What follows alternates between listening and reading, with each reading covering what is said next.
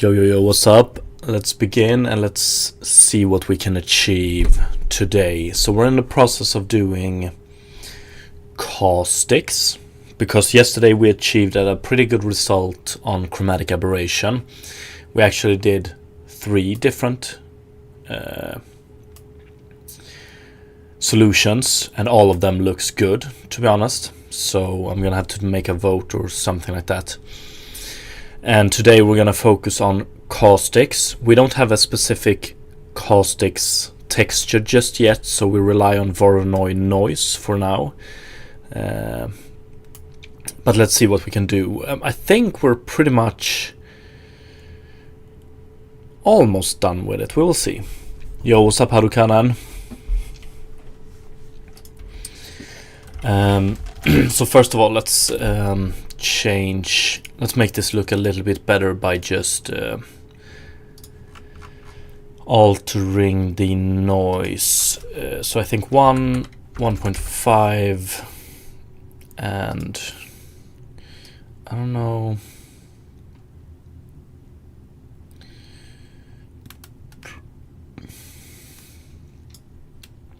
1, 2.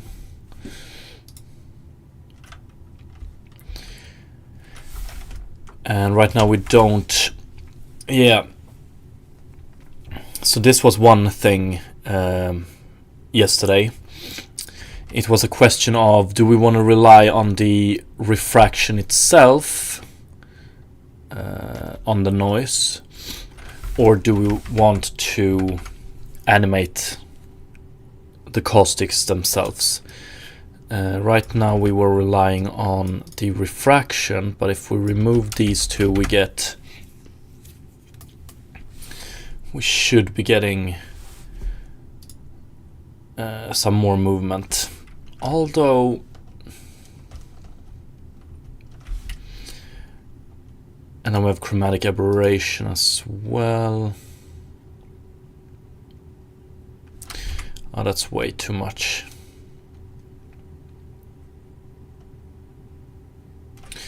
One sec, why did we get that much, by the way?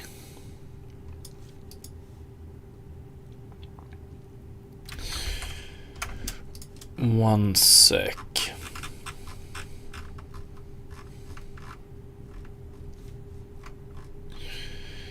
Oh, yes.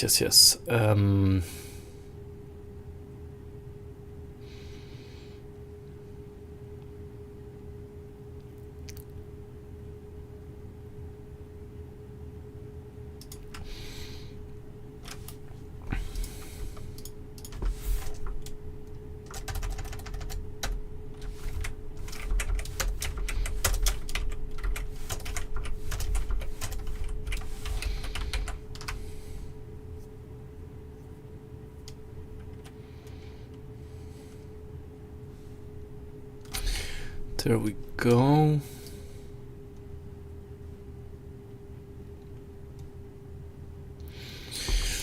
Like, I'm still not too sure about this, and I'm wondering if the texture itself is the biggest culprit here.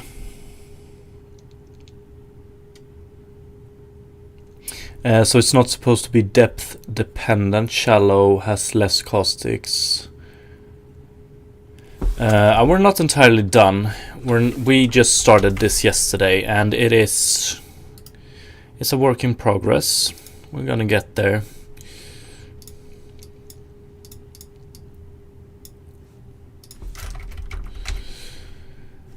And it is depth dependent, and like the only thing we have left here is pretty much fixing the texture instead of relying on Voronoi noise. See if we can get a better result with that.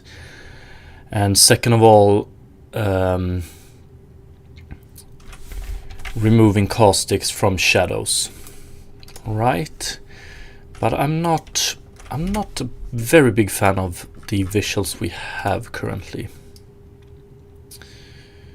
if I'm gonna be honest with you.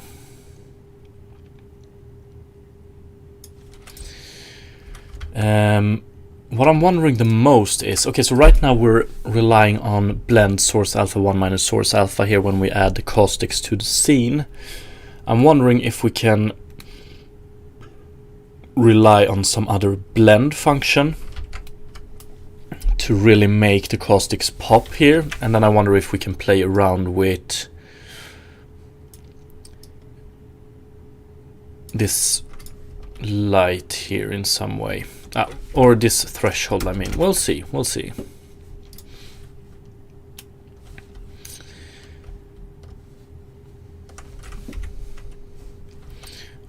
So let's add some more. I want to add. Let's add some more water.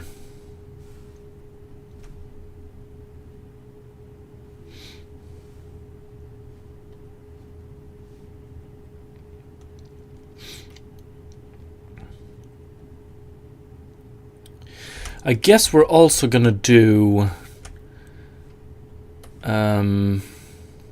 There's a lot of things we can do. We wanna. I think the more shallow it is, the less caustics we want, right? Actually, let's add some water here as well. Can we do that? Yeah, we are.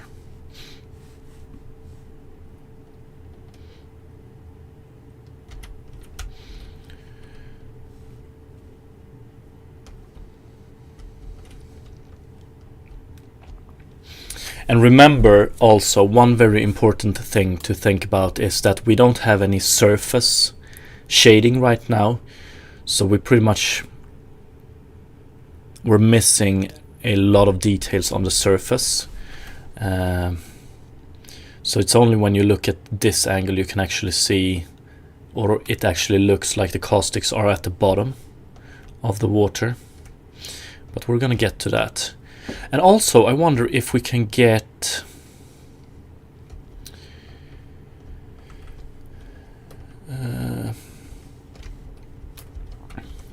edge foaming is something we're gonna do down the line, definitely.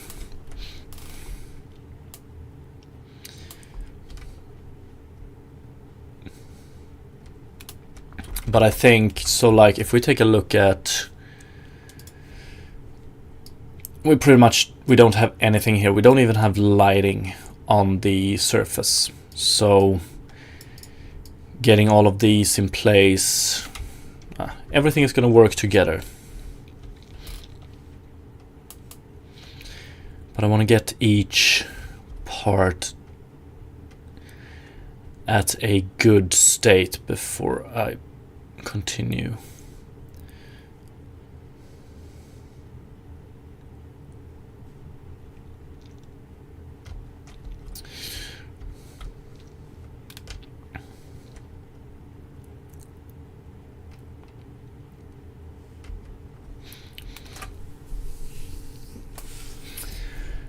The surface light reflection Phong thing adds a lot as well. Yeah, it definitely does. It definitely does. So previously, when I've done, or the first water I ever done was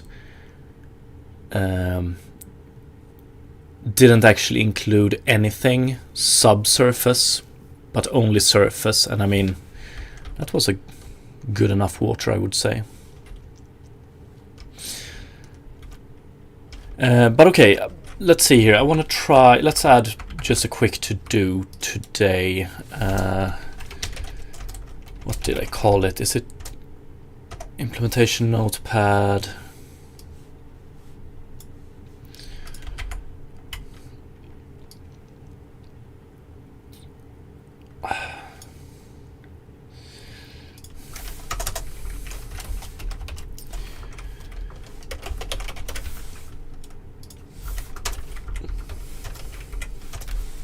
So what I want to do to caustics before we leave that one is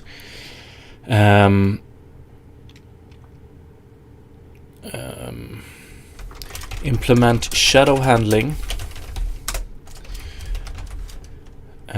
explore, or let's see here, make normal map panning affect caustics.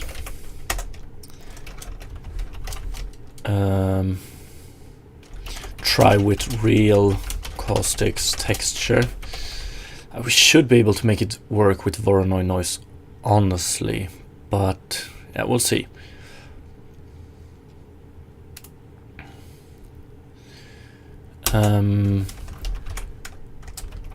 And try different blends, because right now how we calculate caustics is we reconstruct world position using the depth and screen position, and when we have that world position we transform it to the light position, only main light right now, so we only have this working for main light.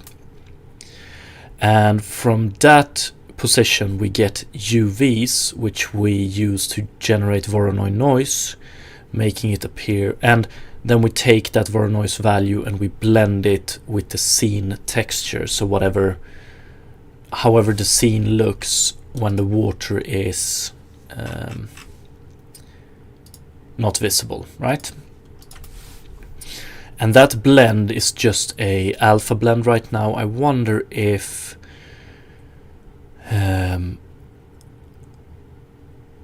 there exists some other blend that would work better, that would really make these caustics pop in a much better way. So let's see, shader graph, Unity blend.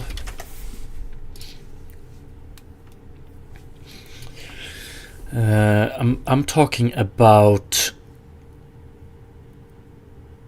I like the name of this one though, but I'm talking about Leiden. If I want to try linear light as well, screen.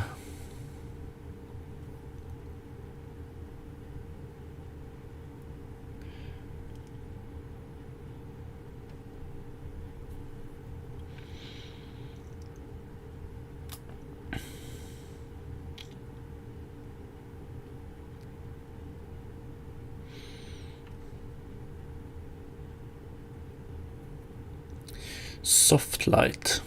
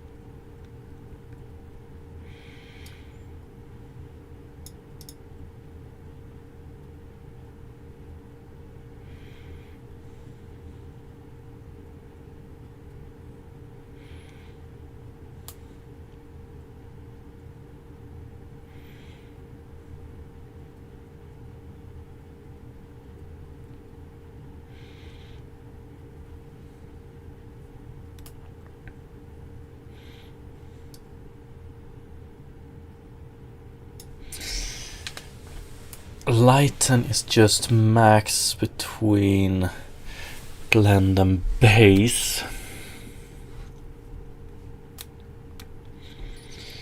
I don't know about that.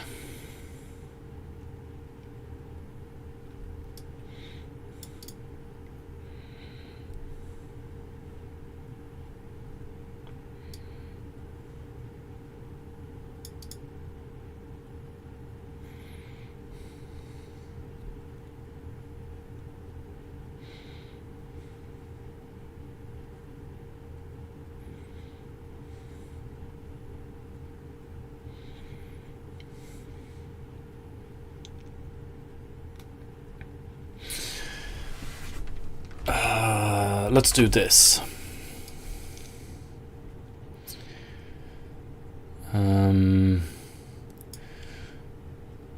caustics.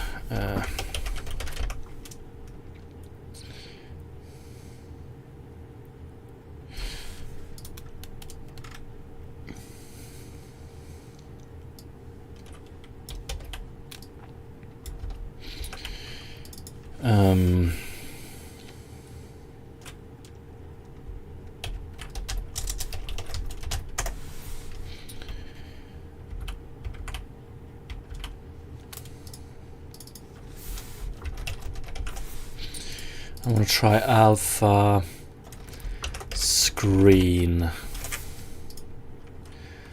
and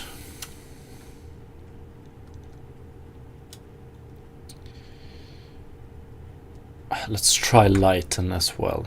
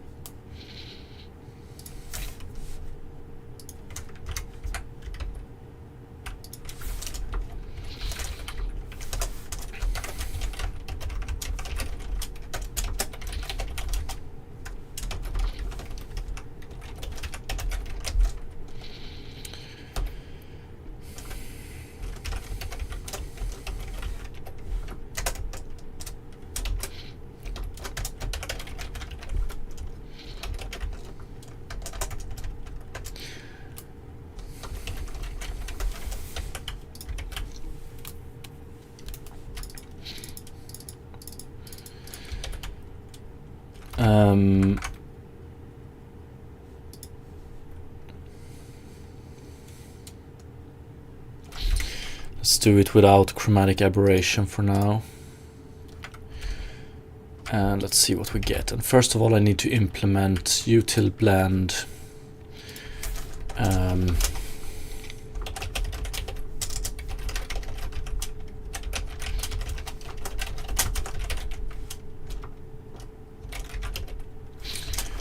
Or actually,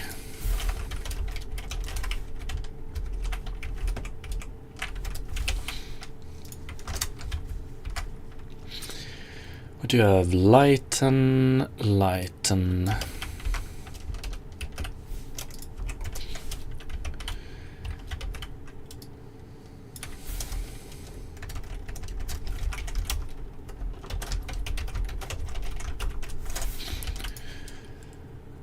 Source.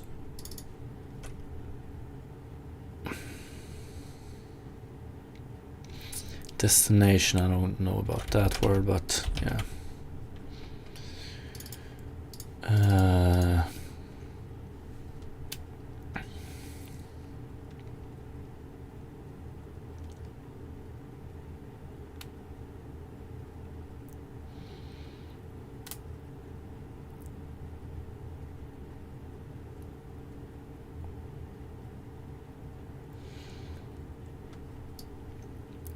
Just max, that's a little bit off. Oh well. And then we lerp based on opacity. I don't care about that, I don't think.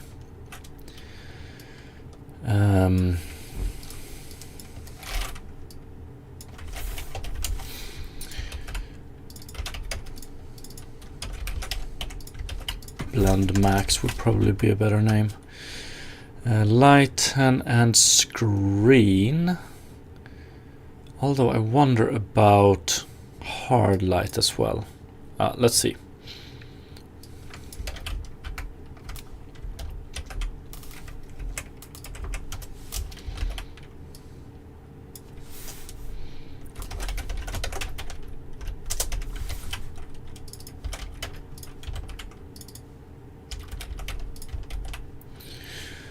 Lerp, always lerp with opacity. I don't care. No. Maybe, we'll see, we'll see.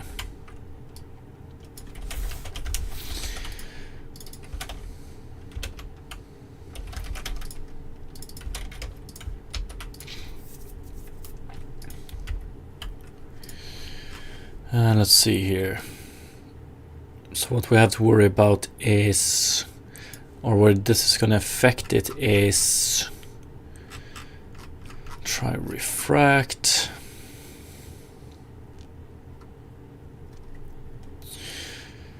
Here, blend source alpha 1 minus source alpha.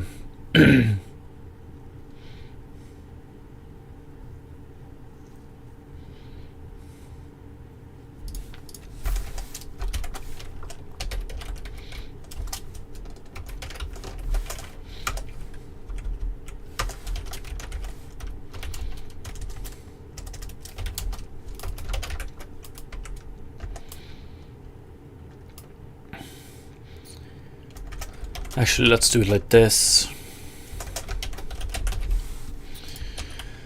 This one is the default.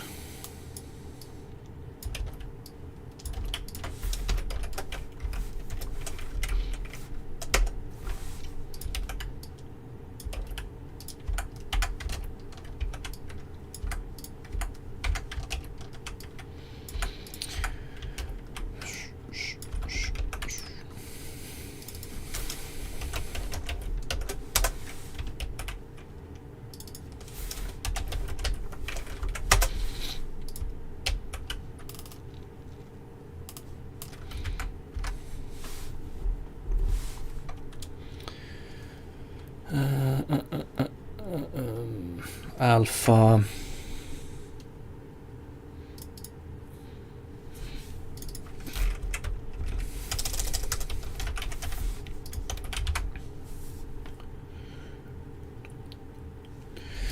Okay, so this is alpha screen.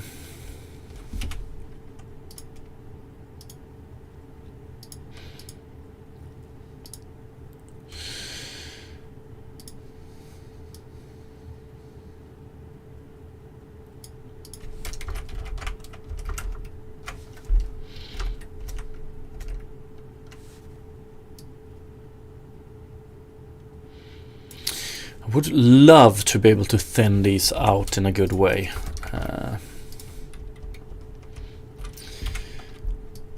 But we can't really do that without breaking it up like this. Or getting circular artifacts like this.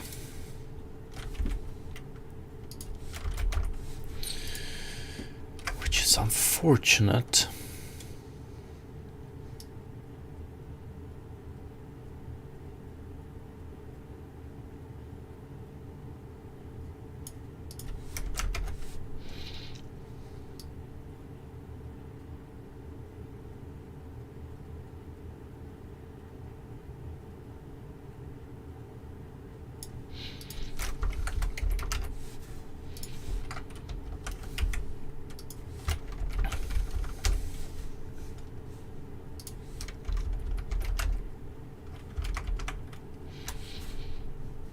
Yo, what's up, Geralt? Good morning, good morning. And then I wonder...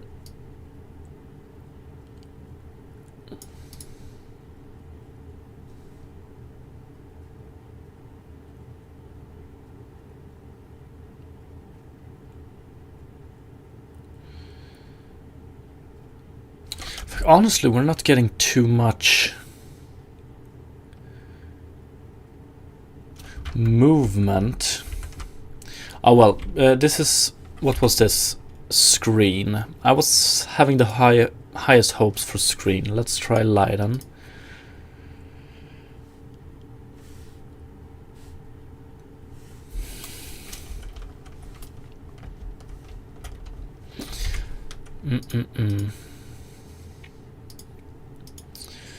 Alpha is definitely best. Fuck, can we do a remap?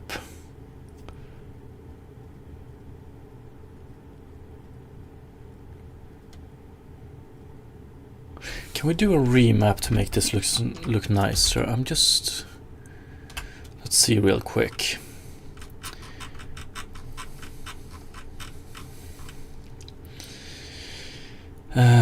Smooth step. What if we do... caustics, remap,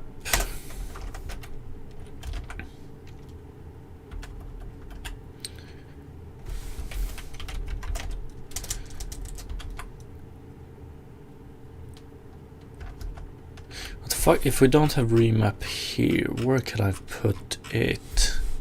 Ah, here we do have remap here.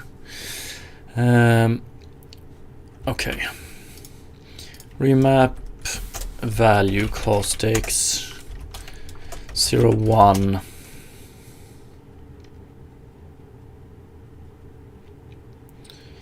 1.5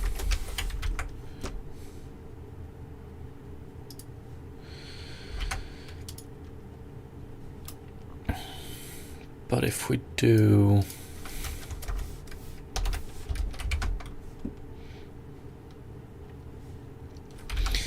okay, let's do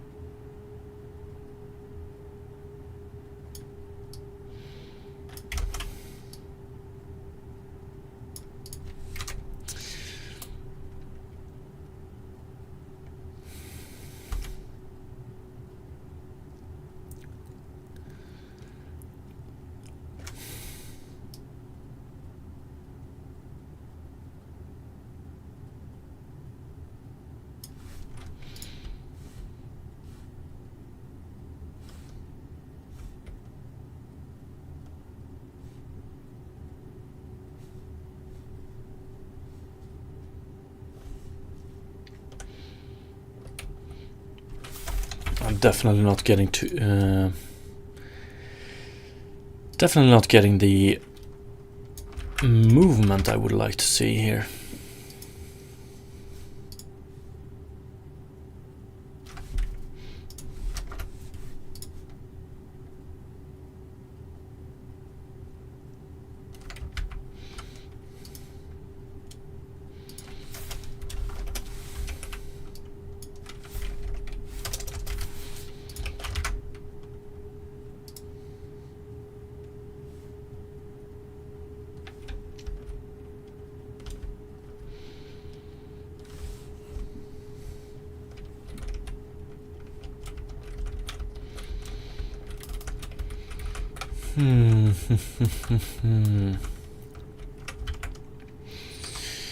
Okay, the blend functions didn't really, they did not result in what I would have hoped for. I just want to try hard light as well.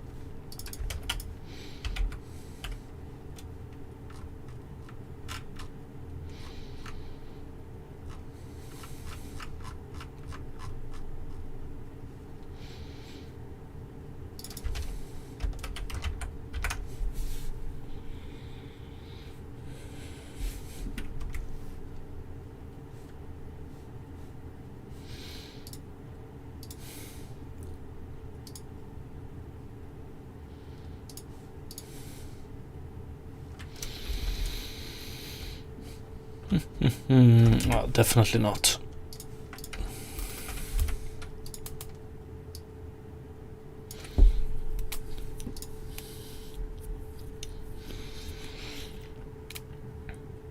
I think what is bothering me the most is this blur, making it look like fog, pretty much. I think we want to avoid that. So we want to sharpen it. Although I'm not entirely sure how we would achieve that.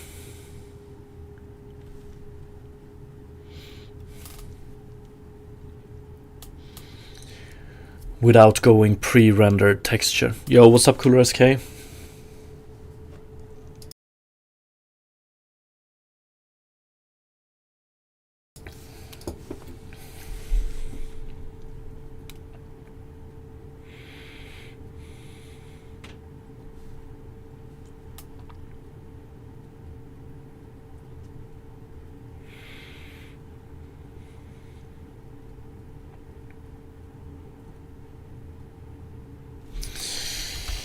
Does it exist a thin Voronoi noise Unity?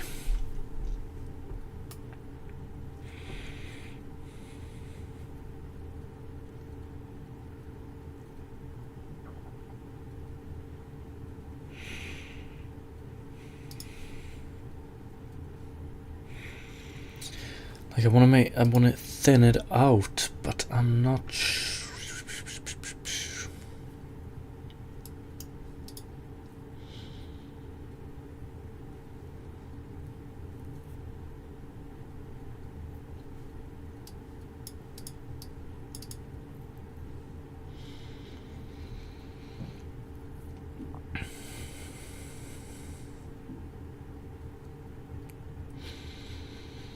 Now, if we took the cells, maybe. So if we do something with cells here.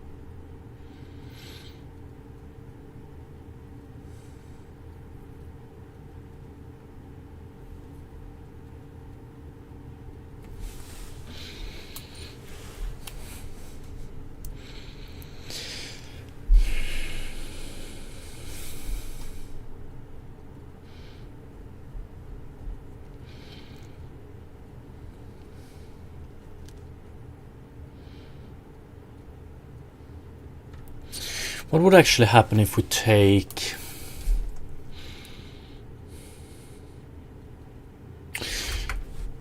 What kind of noise would you get if you do...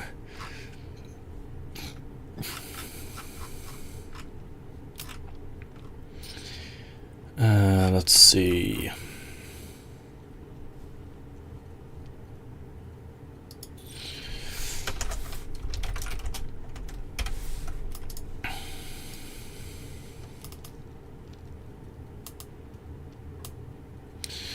If we do...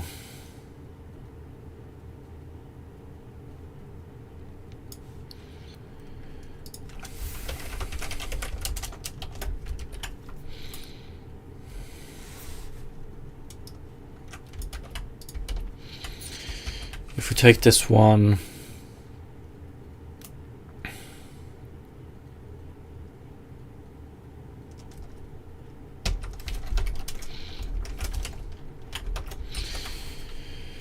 Change it from 0 and 1 and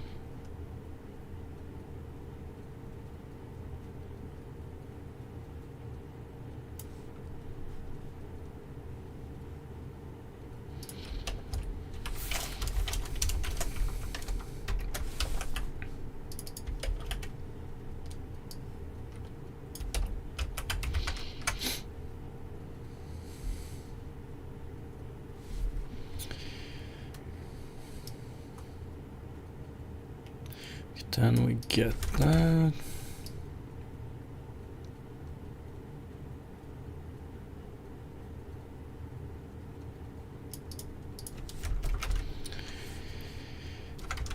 Or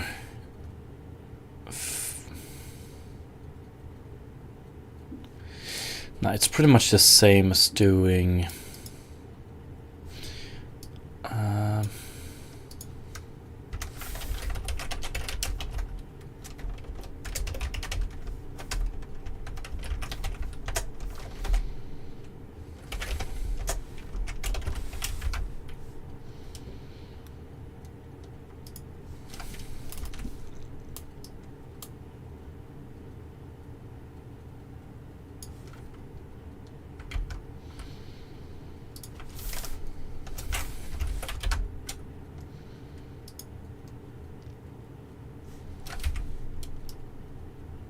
now we get the same result over and over, don't we?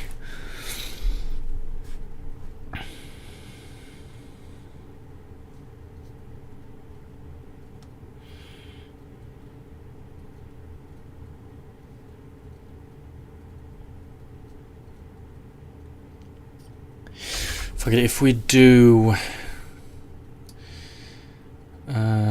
caustics calculate, and then we do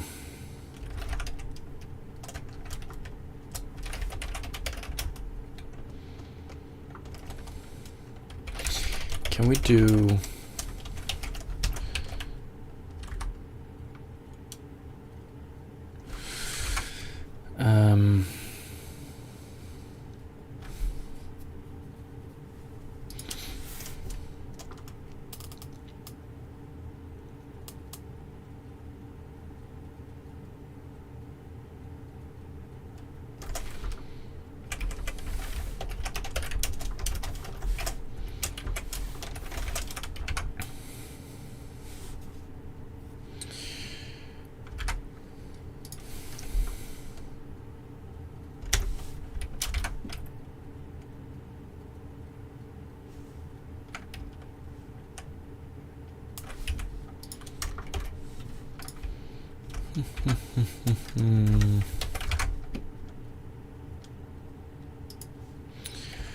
extremely circular.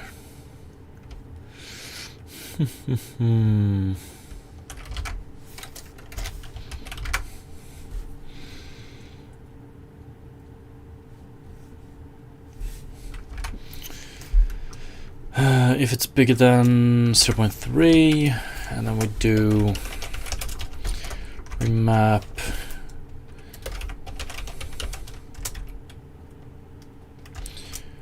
or smooth step.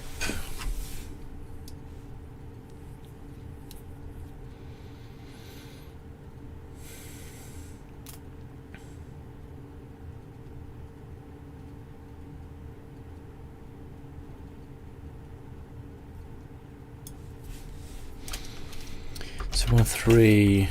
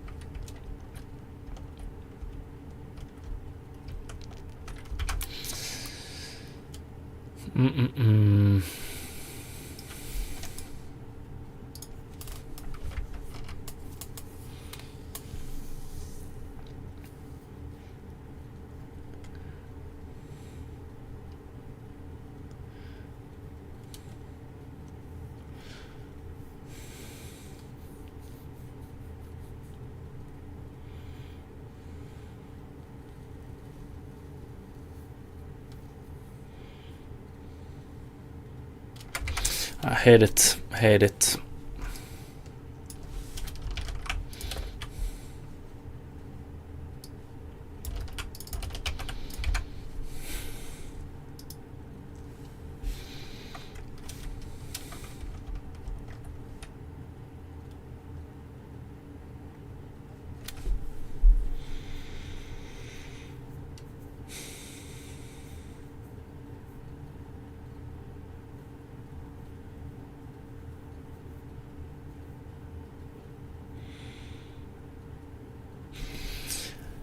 Doing it with a pre-rendered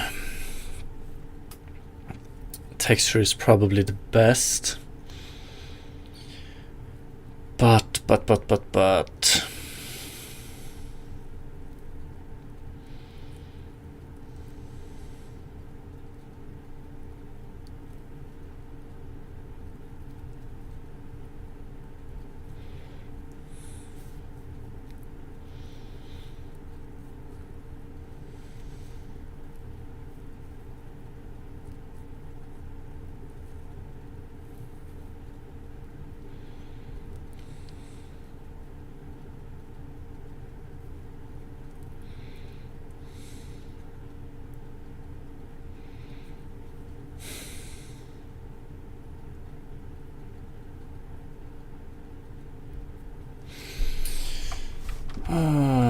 one sec, let's see.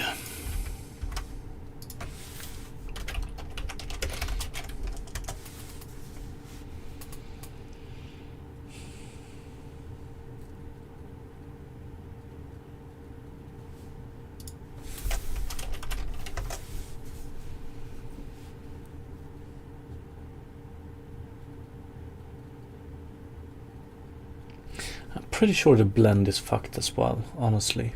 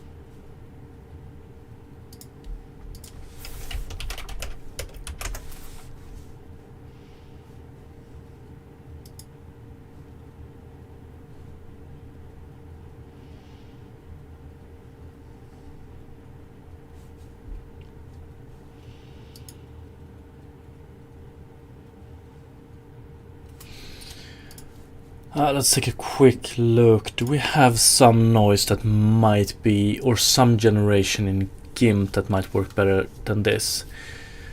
Pretty much what bothers me with this one is that, or using a Voronoi noise as a base, is that we get it's too big going from a 0 value to 1. So the gradient is too big, making it a bit too fog-like. And that's what I want to avoid. I think we should have something like...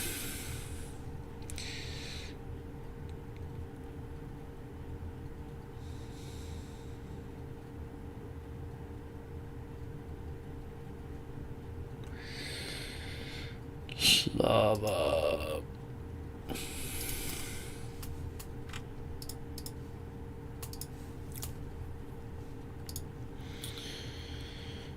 I honestly have no idea about this one. Maybe.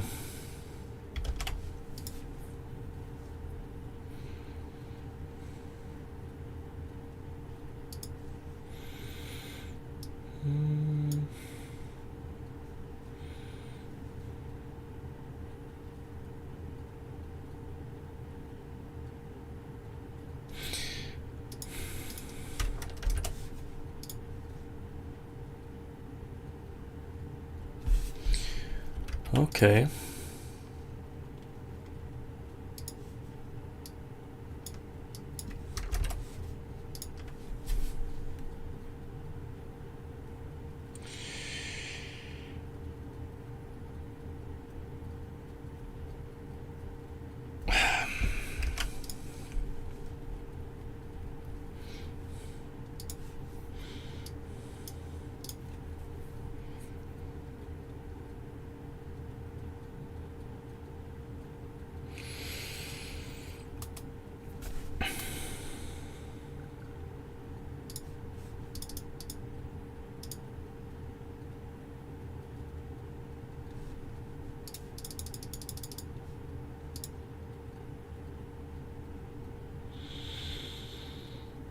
Mm.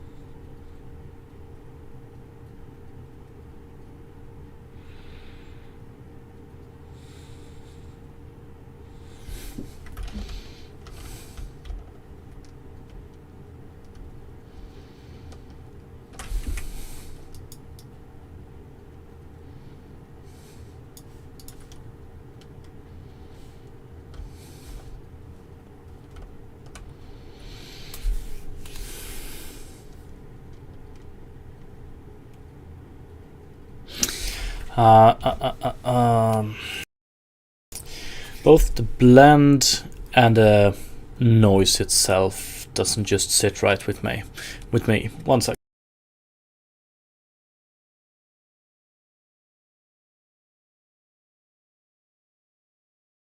So we can take a look at, let's go back to this one. We can see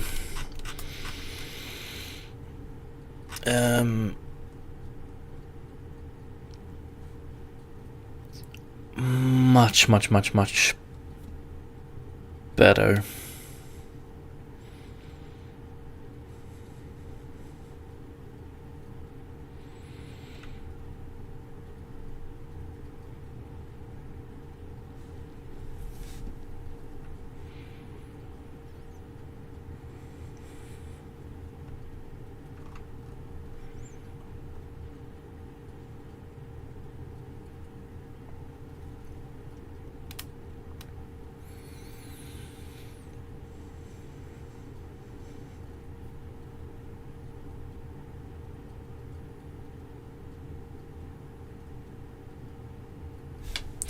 Then again,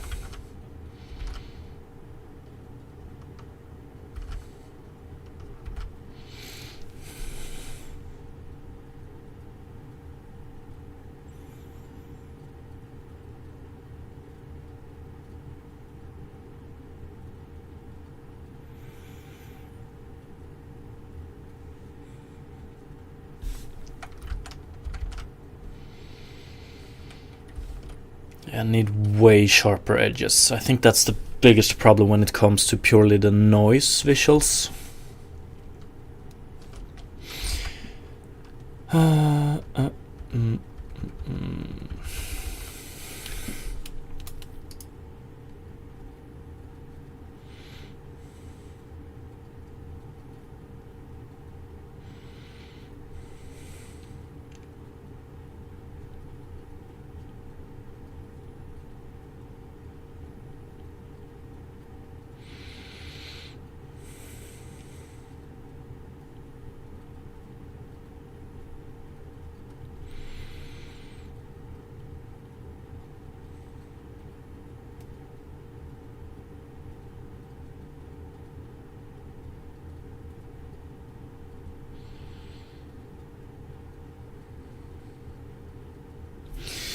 Yo, what's up, Turmoil?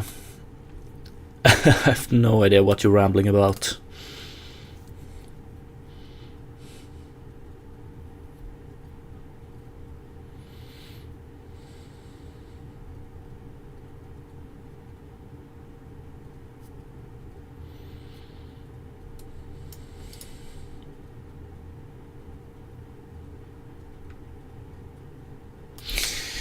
Does the texture make that much difference? That is my question. I'm pretty sure it does.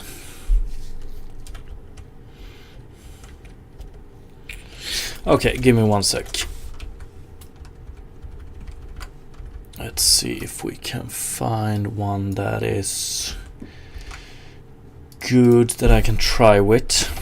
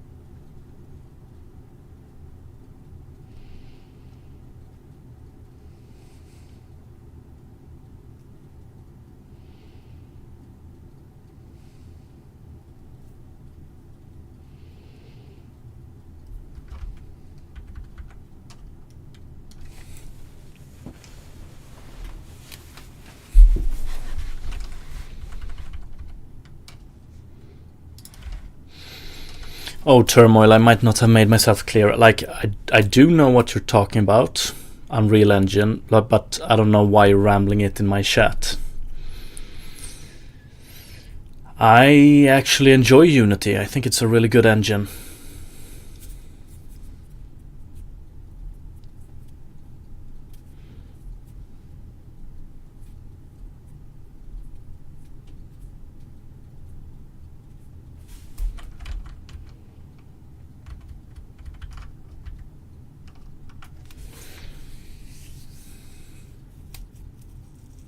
How would one go about generating a texture like this? Let's see. Or we could just leave it like this for now. And hope. Fuck, is this one actually... Maybe we can try with this one real quick. One sec.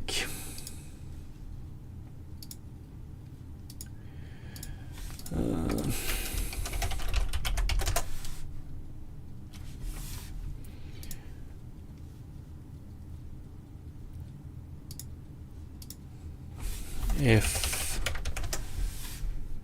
it's available.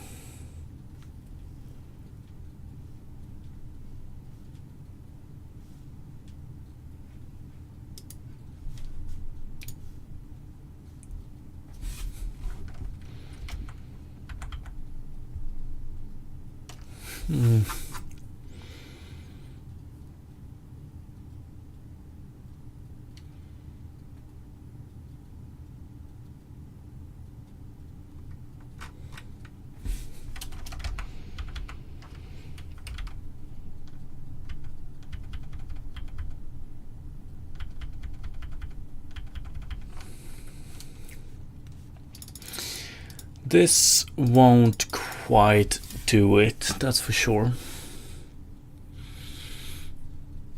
One sec.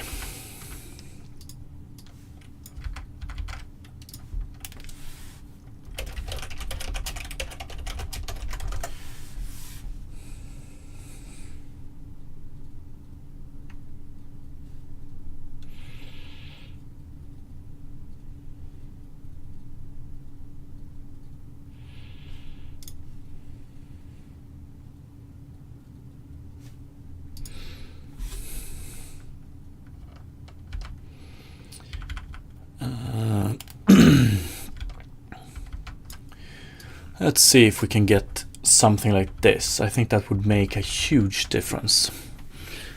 But this one is still blurry as hell. I want to avoid the blurs, honestly.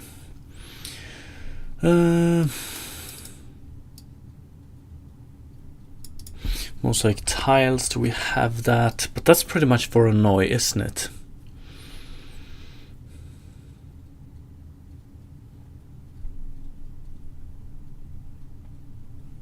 Ball of Flames, hey there, today has been rough, so I might not chat that much. Relatable. Hope it gets better soon.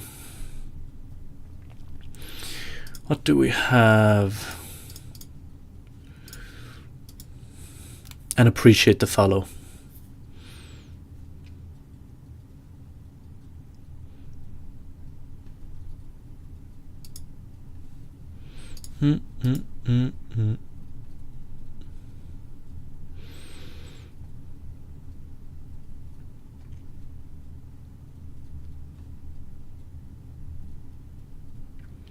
I'm pretty sure we should have something like it.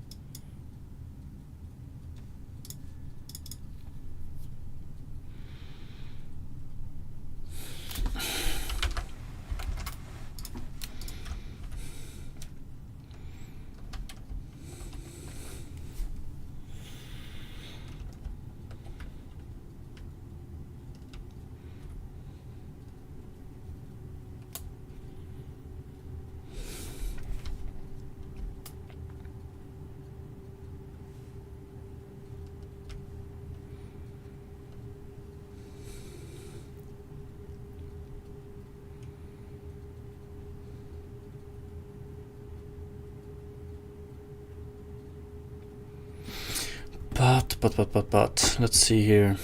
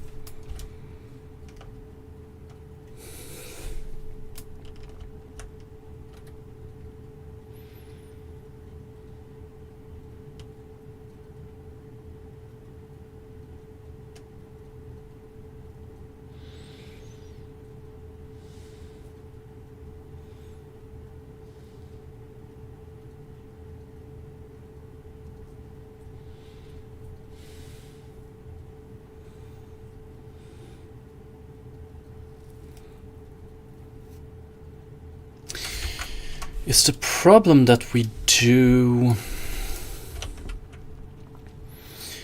or I want to try, let's just see what happens if we do this one here.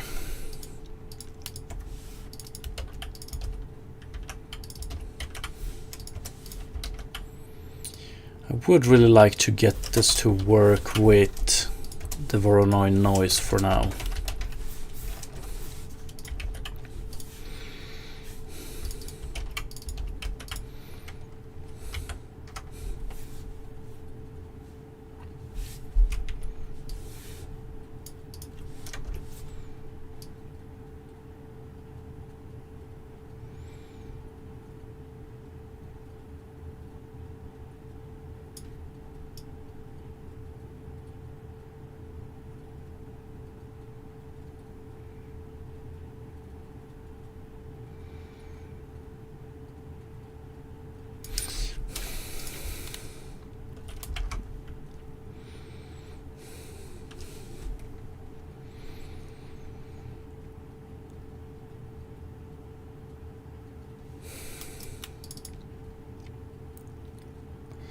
Men.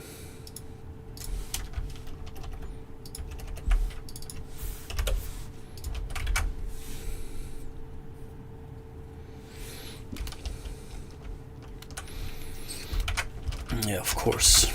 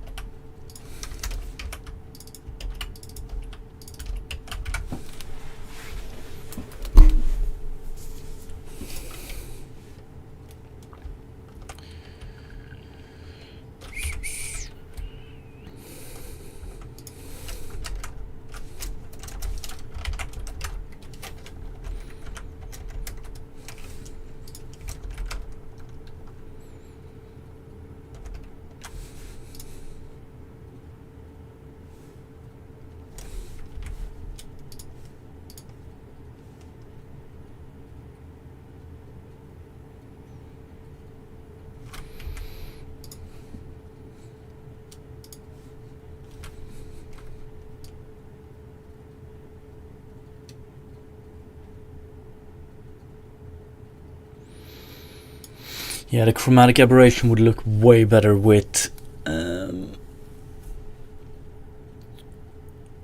sharp edges as well.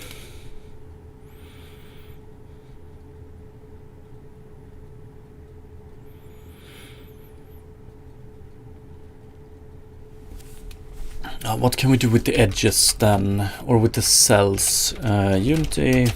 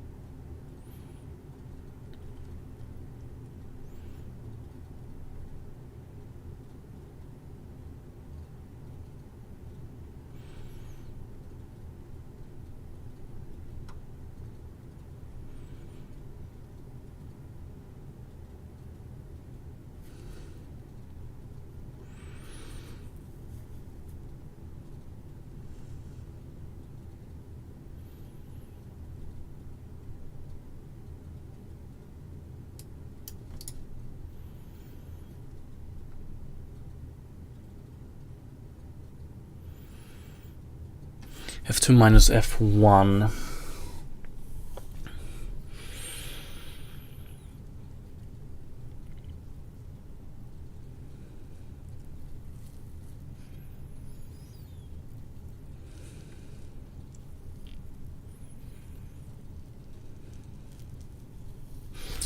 One sec. Unity mathematics package.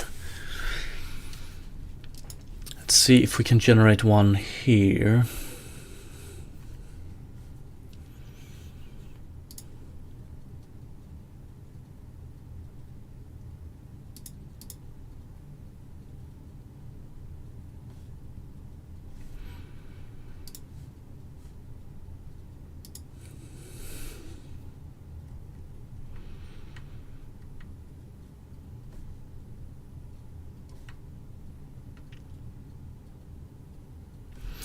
Can I get the API?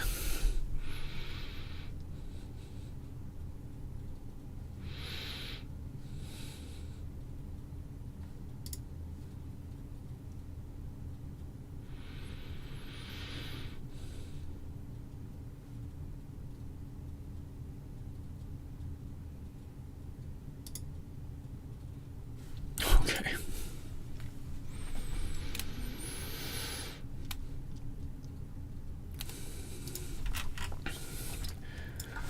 Mathematics noise. I do know that I have seen. Here we go. Maybe. What do we have?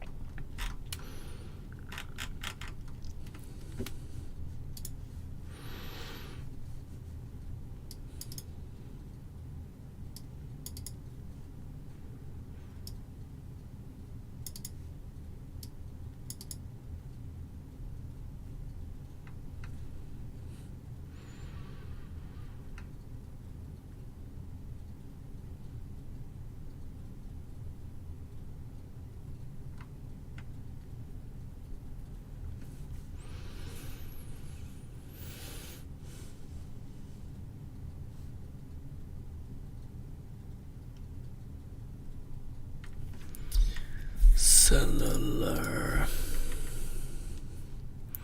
So I guess we're talking about cell. Here we go. But we only have a point. That won't help us.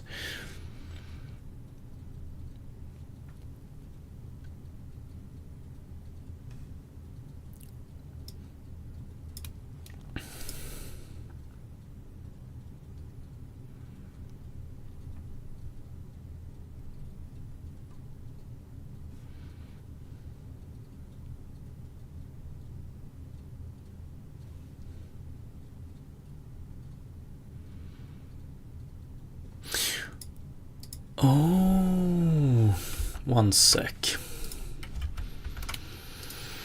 What if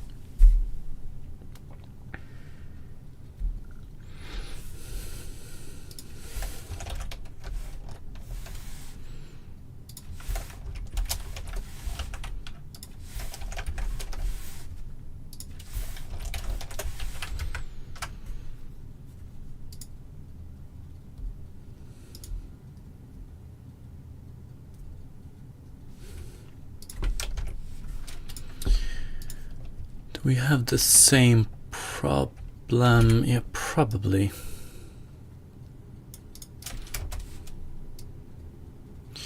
Maybe.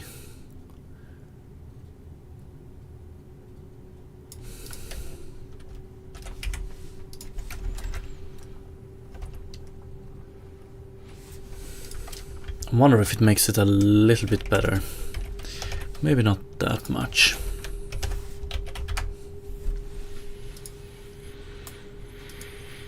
Could do the POW after adding them as well.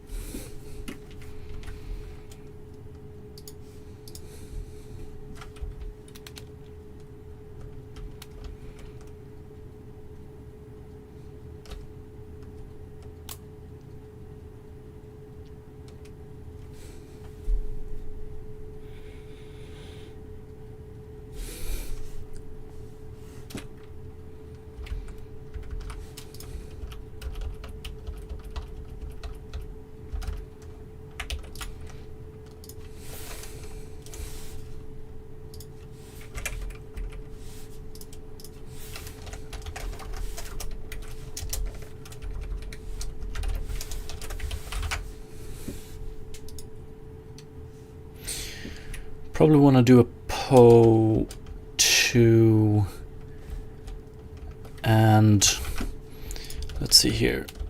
And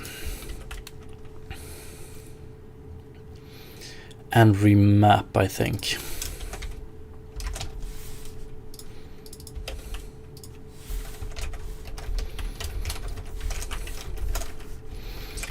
I wonder if that's the only thing we can do to save this noise.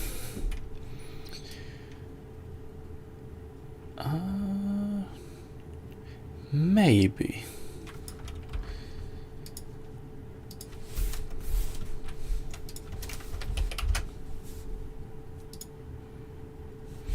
Four is probably a little bit too aggressive.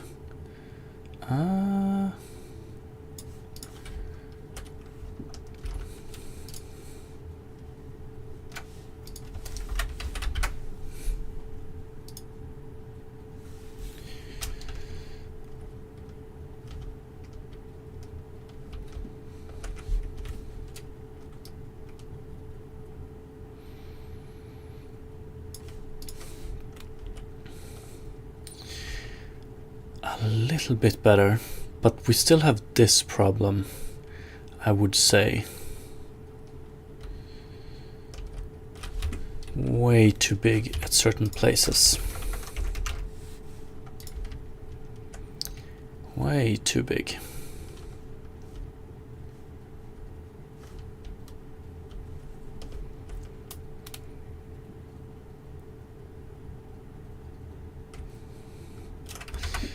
But if we do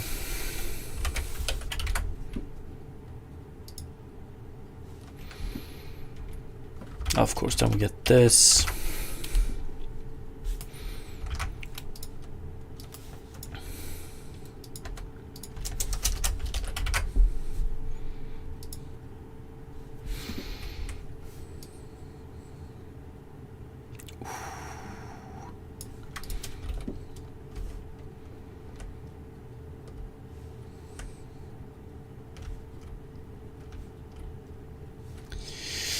Doing add, unfortunately, I would say that it highlights the pans. A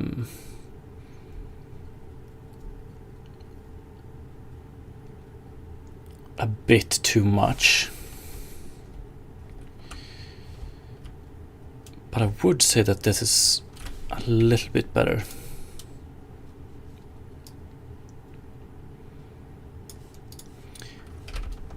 bit too thick still, maybe.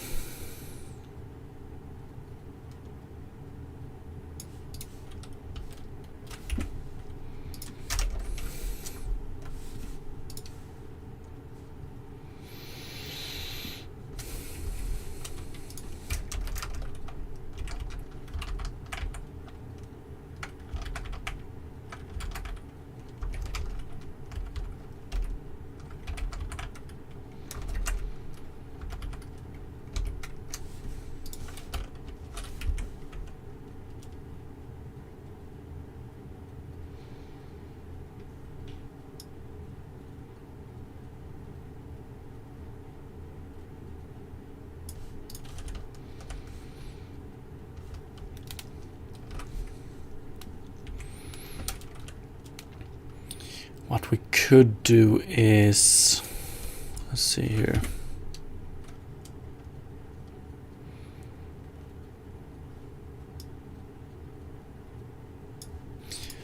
How does this look with chromatic aberration as well?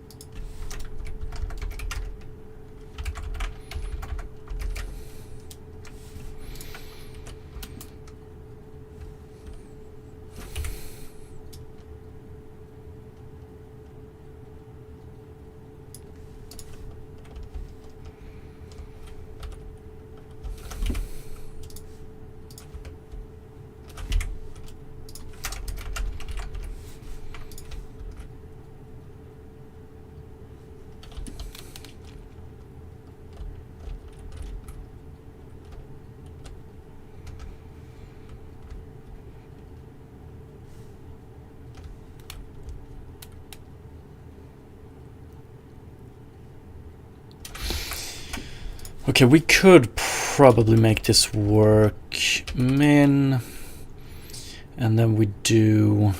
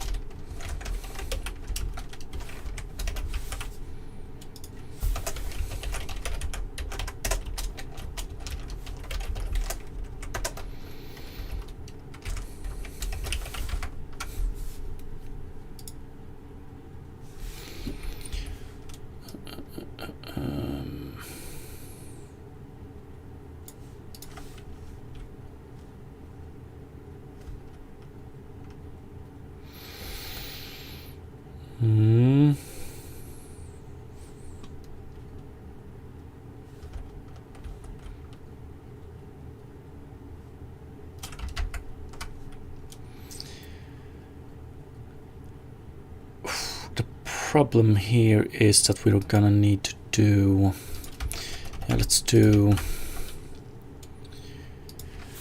remap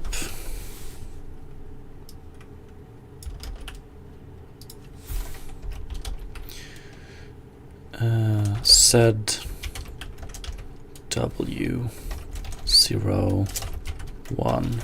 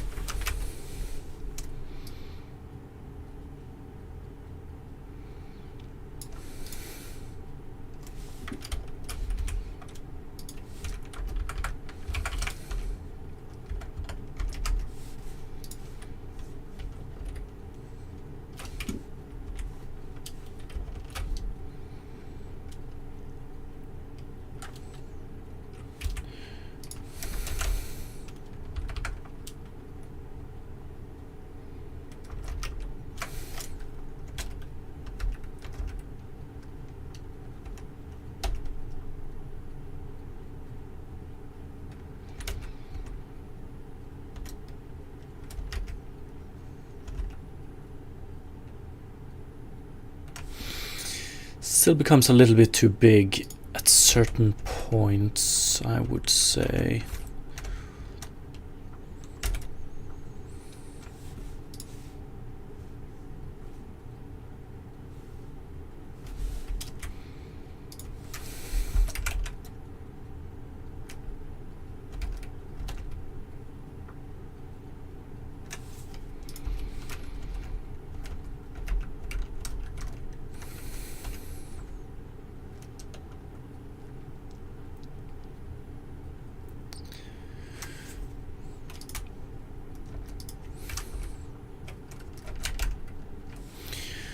So this is this one, and that's this one.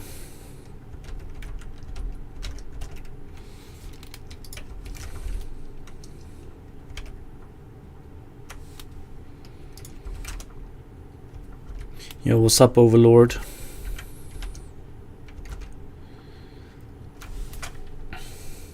Fuck, it's still too big at certain points.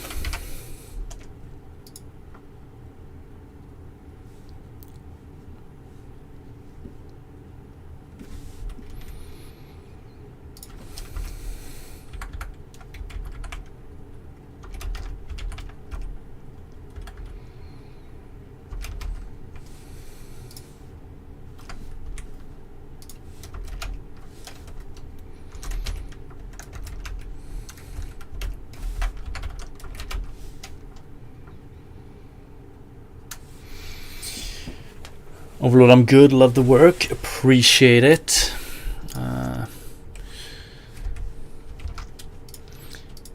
4 is too big, I think, but we have to go big in the exponent if we don't want to get too big of these white.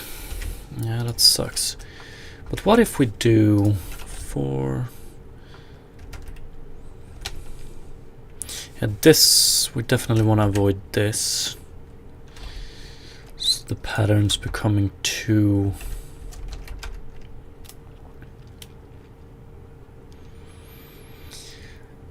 Honestly, it still doesn't look too good.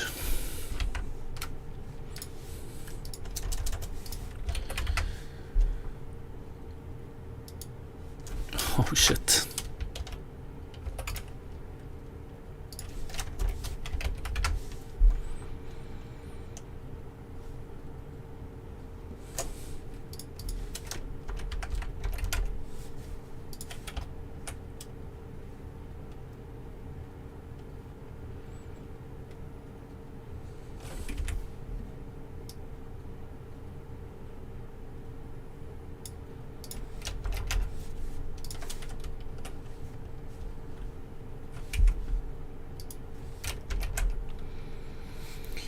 Prody baby, thank you for the follow. Fuck, are we getting closer and closer to a good result here given Voronoi noise, or am I just... have I gone insane? Fuck, I hate this though. Hate it.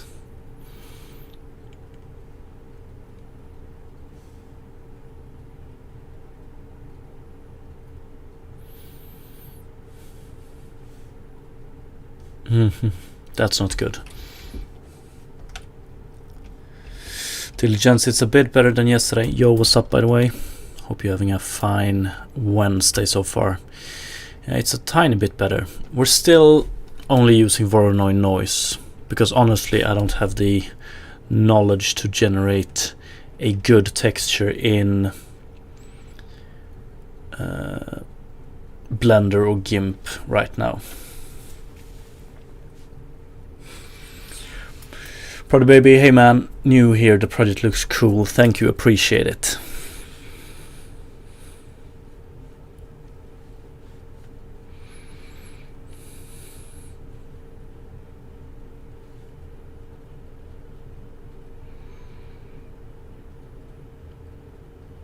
Yeah, this looks better than yesterday, right? But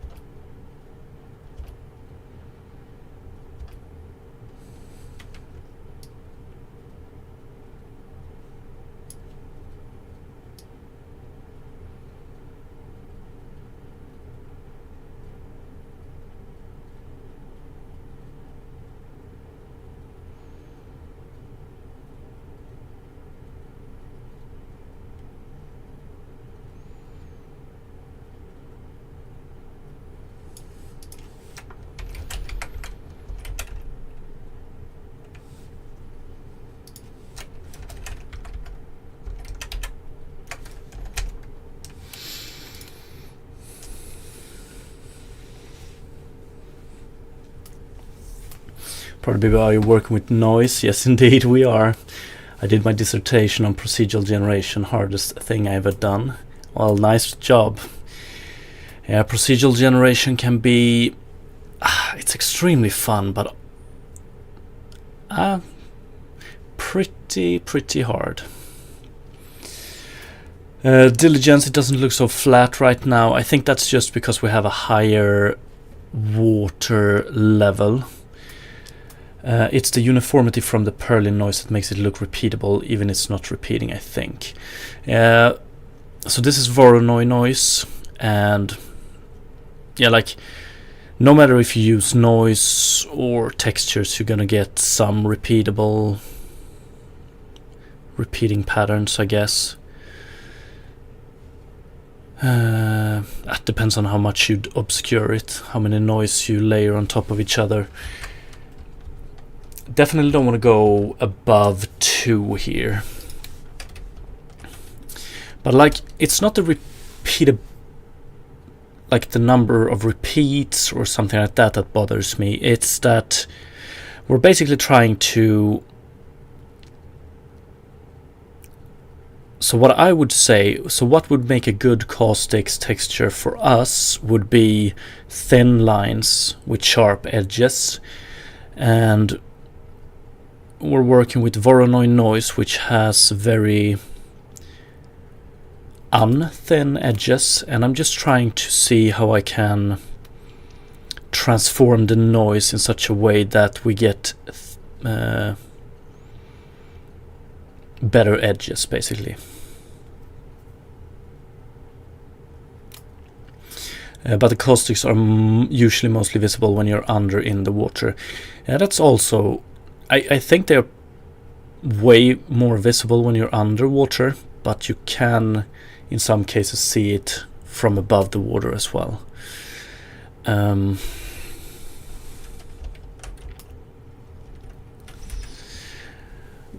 this is pretty fun, but also a little bit annoying, yes?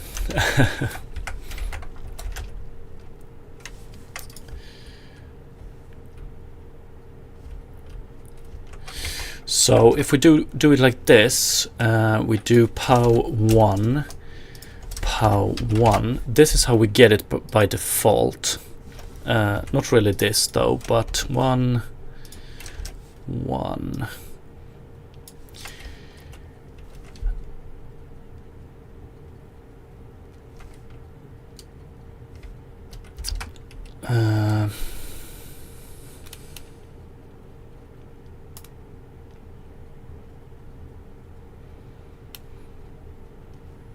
Isn't this how we implemented our remap? Value min 1 max 1 min 2 max 2. Yes, it is. POW 1, POW 1 and min.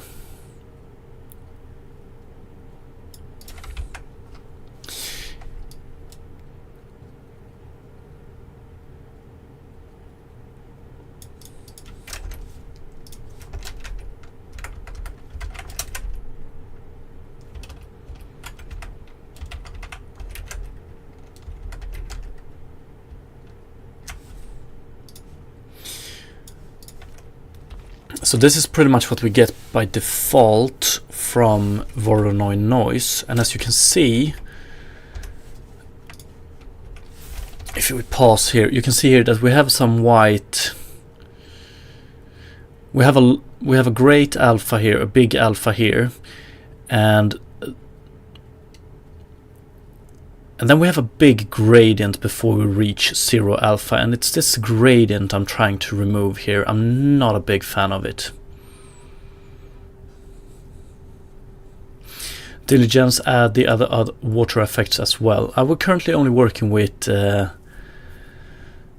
trying to get caustics to work and look nice on its own, and then we can... Sometimes during development I do add the other ones, but right now I just want to focus on these.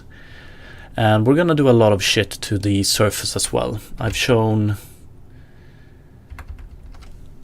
this list multiple times, so we don't have anything for the surface yet. We're gonna do lighting, we're gonna do vertex displacement, we're gonna do reflection, probe based as well, we're gonna do flow effects, edge details, edge foam, whatever. But right now, it's caustics.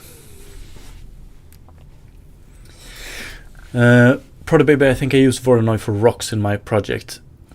Yeah, Voronoi noise is pretty damn amazing actually.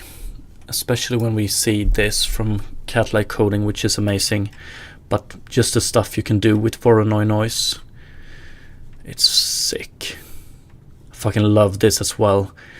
I used this to produce foam on a stormy ocean once upon a time.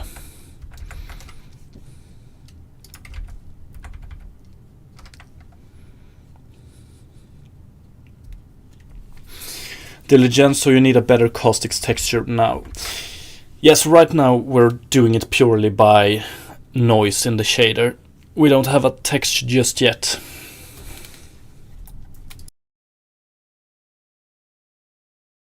But yeah, if you think about the noise as a texture, yes, I want to improve the noise here. I want to make it as good as we can, and then in the future we might replace it with a texture instead, because I get a feeling like you could get a little bit more control by doing a tileable texture instead.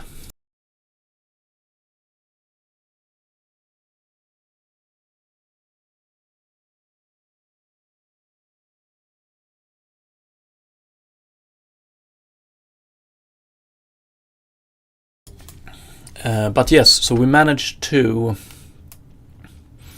Actually, we can do it like this. Let me show the power here. We can add caustics. Let's add a... let's do it like this. Caustics... Oops. Noise exponent.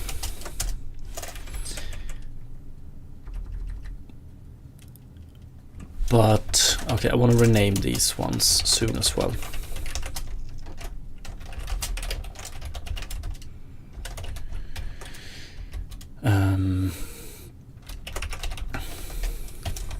Ten.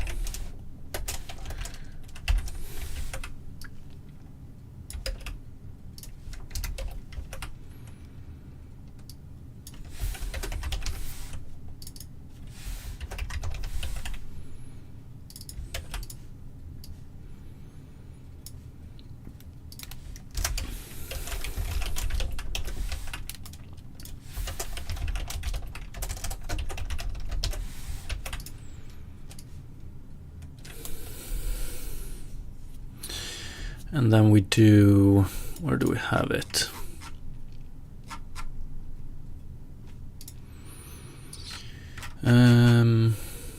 Oh, actually up here.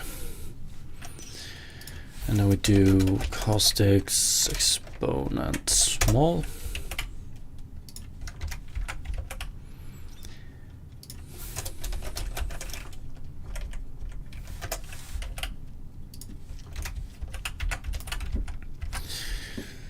So let's see here. Okay, this is default, and then if we go to yes, we basically take a value between 0 and 1 and to the power of these, which means that we also need to, oh, that was the wrong one. There we go. But it also means that we need to remap it, and that's what we do with these. So maybe 0.5. Actually,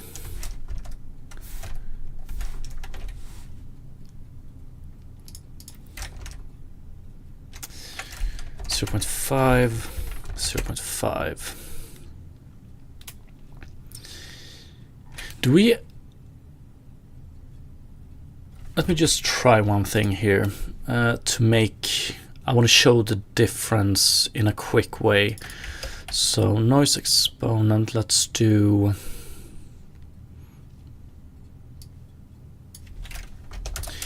divided by this one, but small here,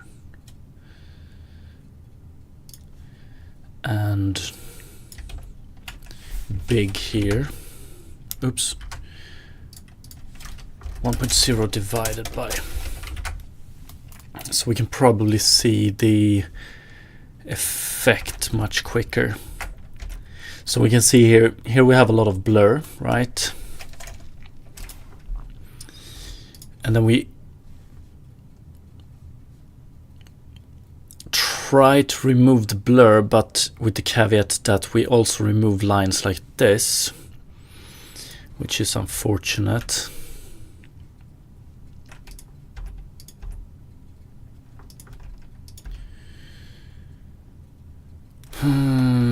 So this might not be the best approach.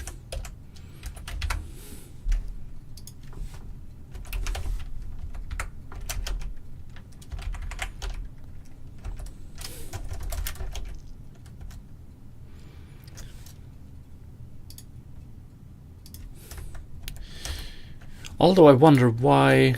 Okay. 1, 0.1, 0.1.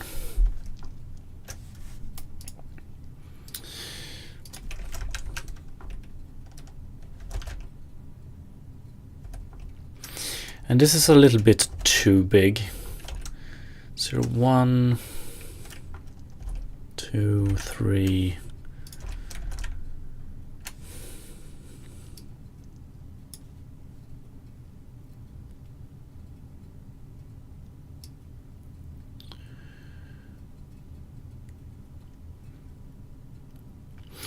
Yeah, we're getting too circular if we go very big on the exponent, unfortunately.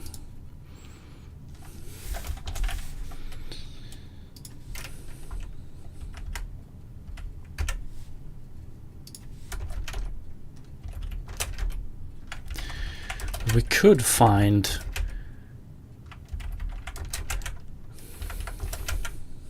a good middle ground, hopefully.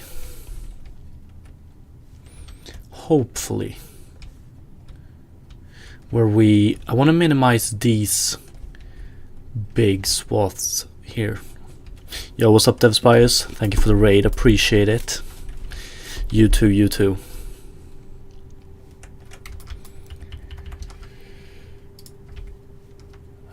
But yeah, if we would have gone with the texture instead, like generating it in some software, it would probably be easier. 8, 1,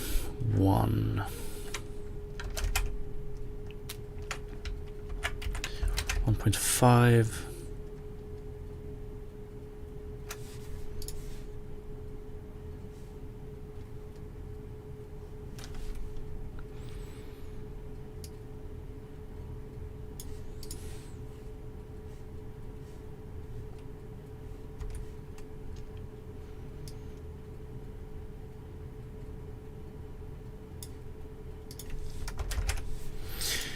The same scale here probably gives the best result, I would say. Fucking hate this though. Hate it.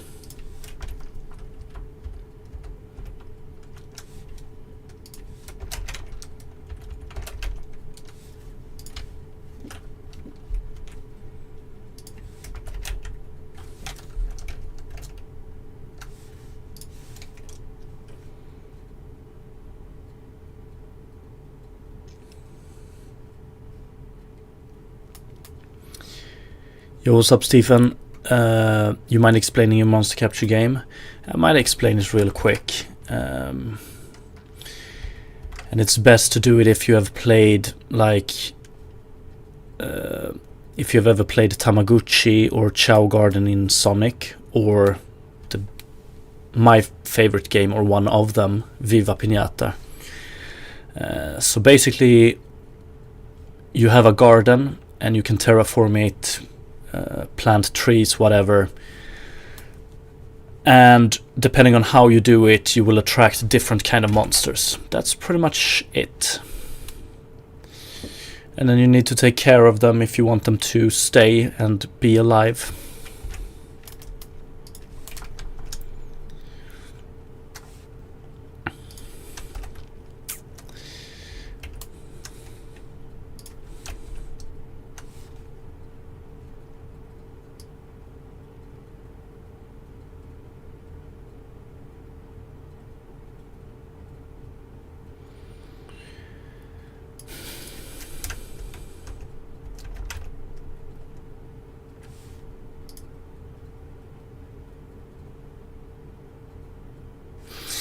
Why are we getting 0.5?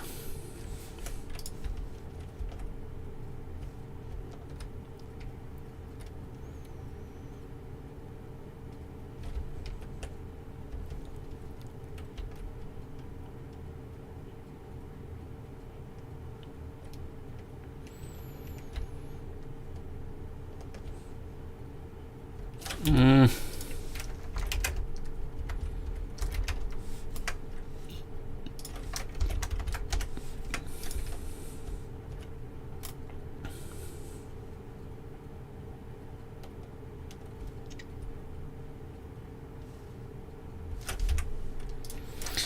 .1, 1.1. Slowly but surely we're getting better and better result, but still.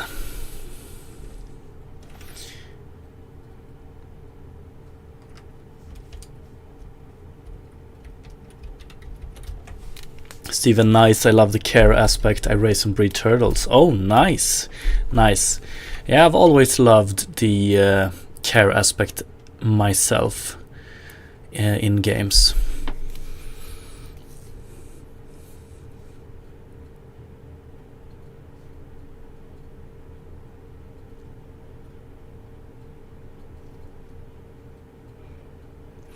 And I know it doesn't really look like it right now, but I've emphasized that the terraforming part of the game, like the terraforming part, will actually be a big part of the gameplay. So for instance, the more water you have in your garden, the more water-like monsters you will attract, and so on.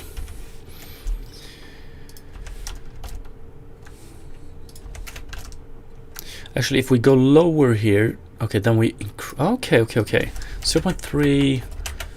I wonder, we might be getting close to 0.2, 0.6, the best result we can achieve without going the texture route, maybe. Oh, this looks not so good.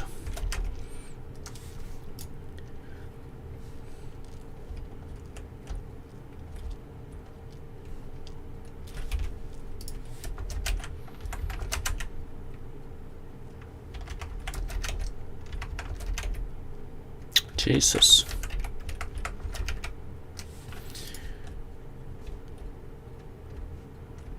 And maybe this is roughly the best we can achieve with the noise.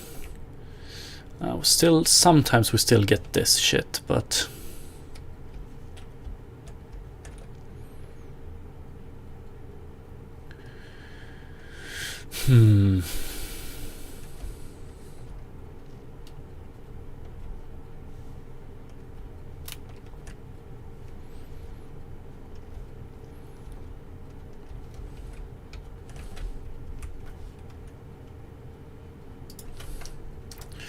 or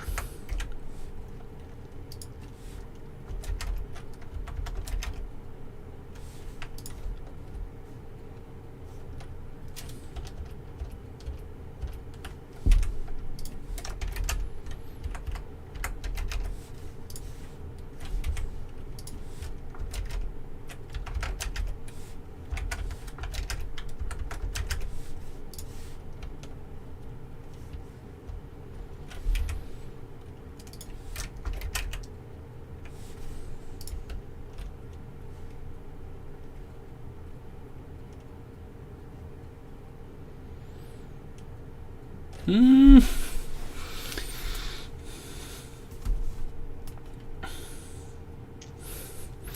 if we do 2,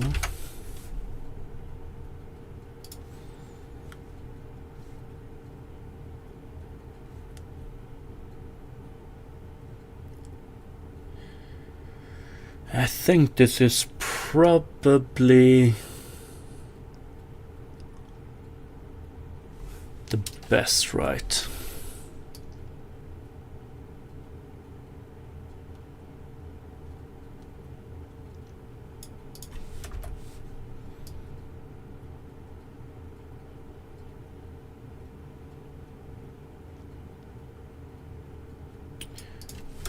One sec, I just want to try and do a saturate here as well.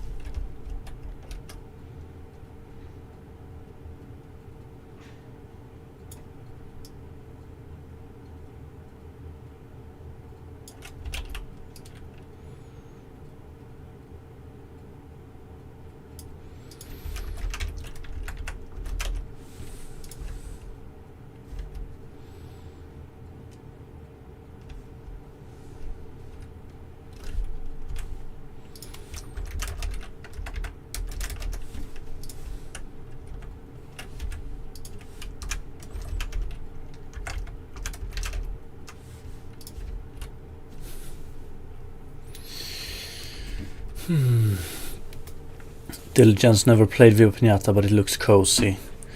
But your graphics are already better. I appreciate it. It's extremely cozy.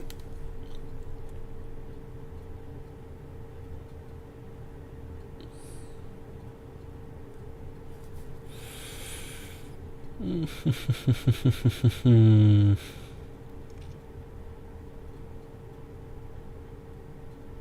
fact, this is actually pretty good, I would say.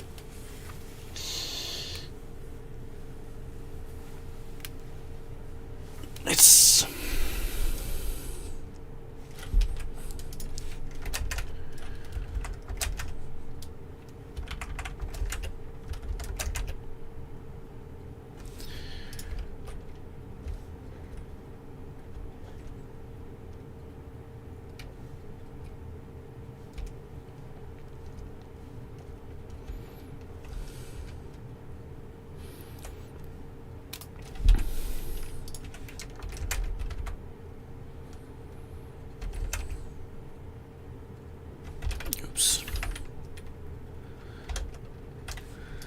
on the 5.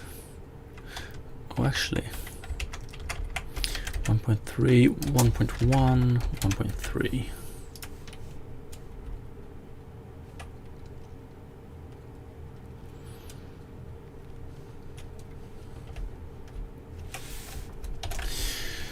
Diligence is it's just about the animals or some Stardew Valley stuff with befriending town folks, etc. Not initially, although I like the idea.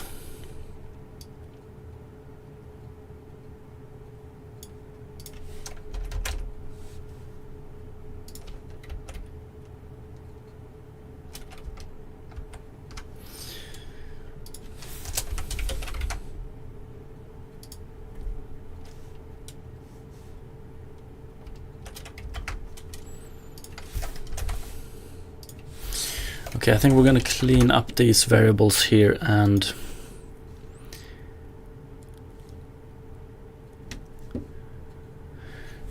just continue with this result, which is good enough given that it's noise generated, I would say.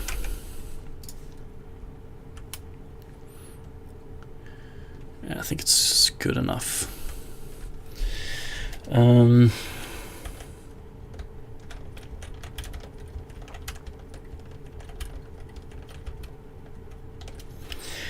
gonna clean it up by doing But I wonder... 0, 0. Yeah, this is probably better. Or is it? 0.05, 0.05.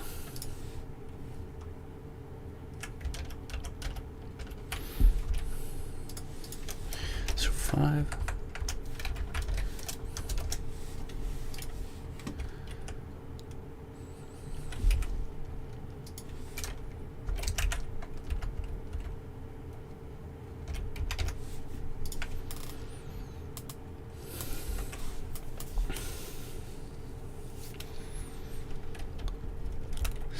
It's much better than yesterday, I agree. And yeah, it's definitely not my standard just yet, but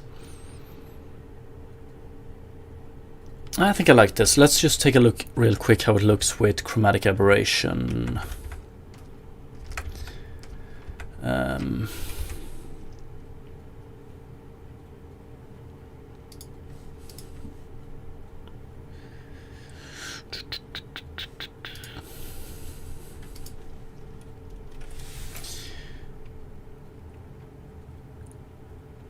still wondering here.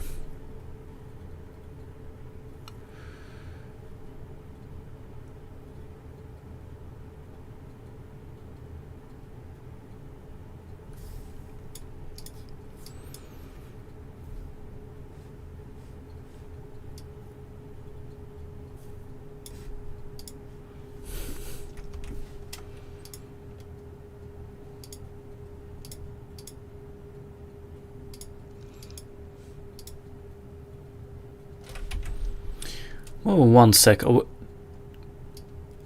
we don't have the physical working, do we? Physical circular.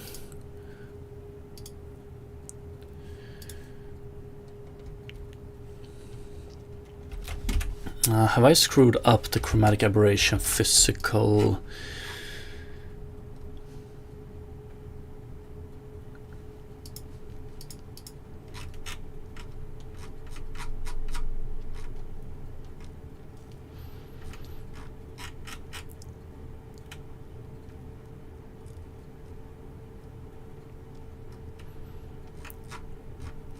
What? Here we have it. Physical if. Oh yeah. I think. Did I screw it up when I went?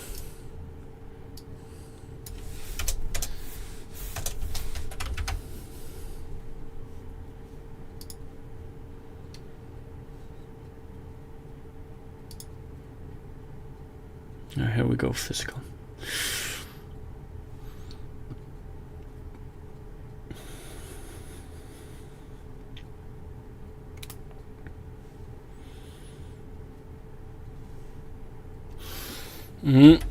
Okay, let's just clean it up real quick and see what we can do. So I'm gonna leave the noise part of these caustics right now. We're just gonna go with this result.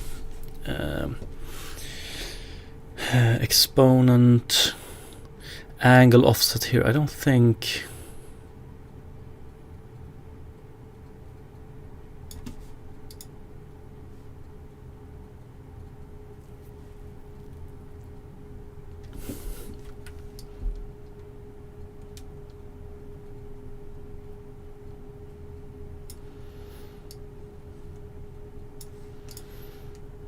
Probably just want to go with max most of the time there.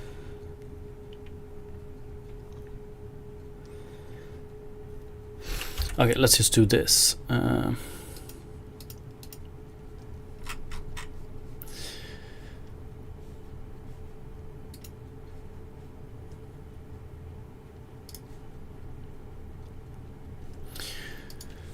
we're at 1.3 max. 1.5, 1.4 max, 1.5, and then minus 0.05, minus 0.05, 0.9,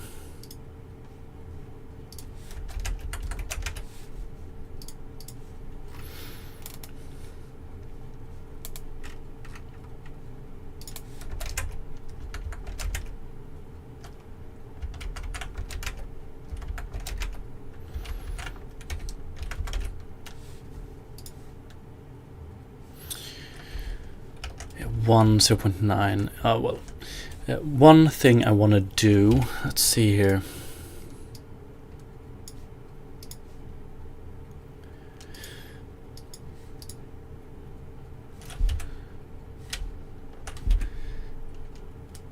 Actually, can we, if we use screen instead and do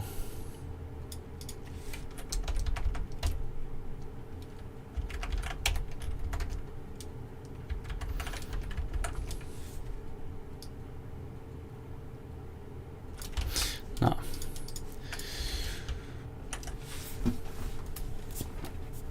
Okay.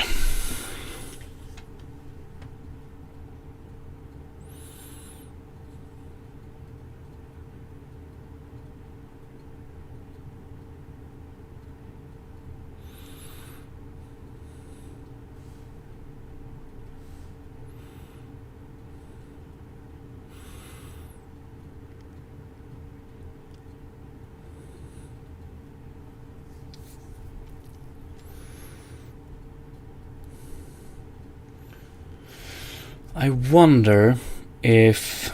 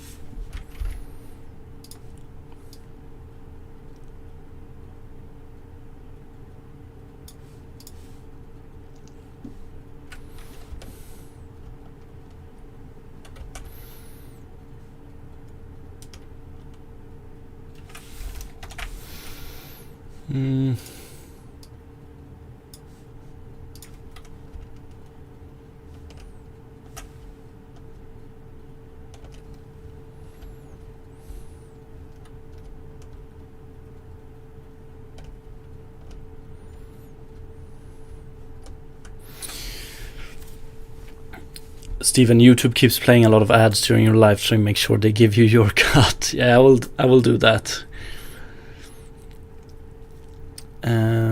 Diligence Caustics looks much better with watercolor. Yeah, I think it does, but we still have some ways to go, I think.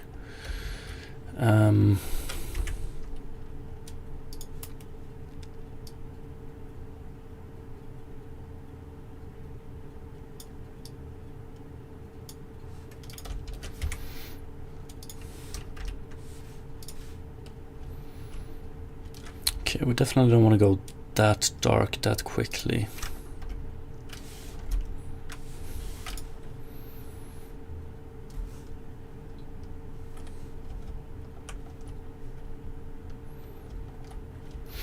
We probably want to base this on, yeah, we don't want to base this on view direction either, the darker color. We want to base it on actual depth of the water, I suppose. Yeah, but that's for the future.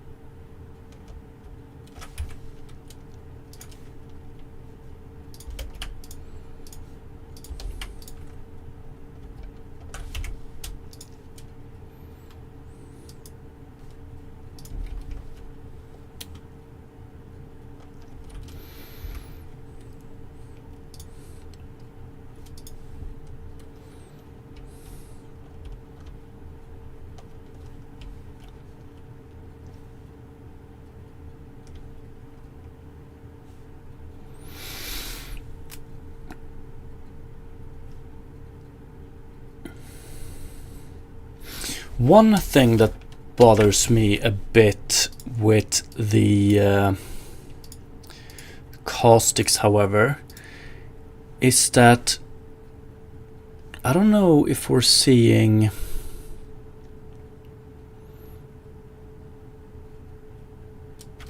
it feels like we're not getting as much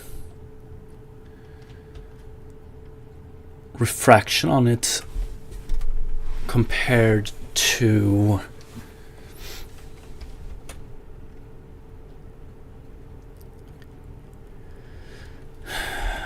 the surface, which bothers me.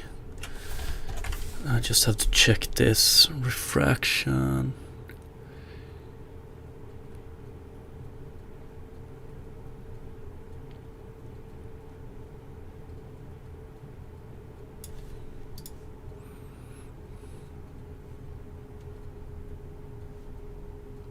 Now we do get a lot, but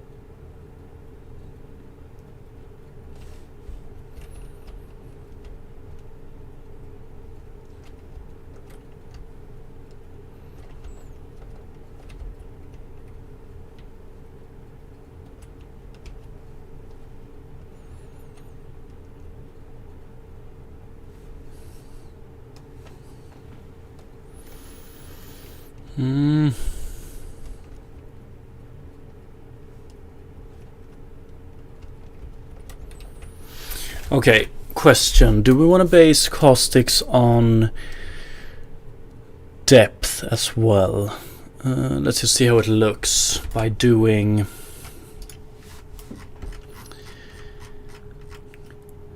okay, we sample data values here, float 2 terrain data, water texture, data values 3 times 3. Is that how we do it right now? Okay. But we could probably do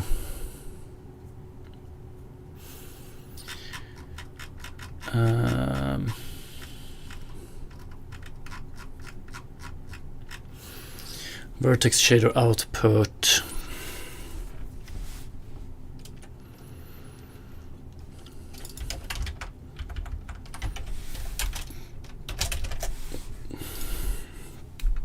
What do we have to play around with here? Binormal, uint, float, point size,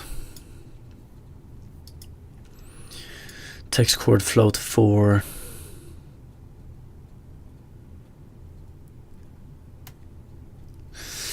Diligence, yes, those effects based on camera like screen space reflection has weird side effects. I see it all the time in Unreal's SSR.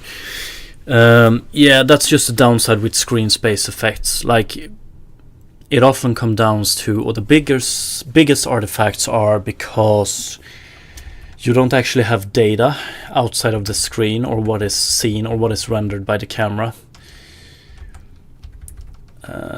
So for instance, if you have a refraction that goes outside of the screen, you don't have anything to pick from there, and yeah, there's really not that much to do about it.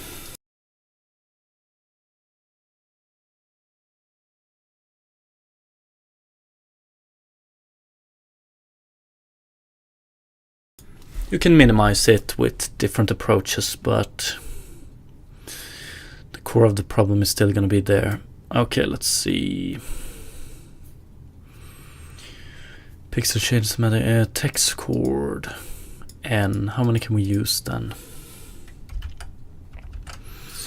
Let's just do fog factor 2, float 2, terrain data, text chord 1. Let's do 2, 3. So terrain data here. Let's do output dot terrain data is equal to float 2 data values 1 dot r and data values 1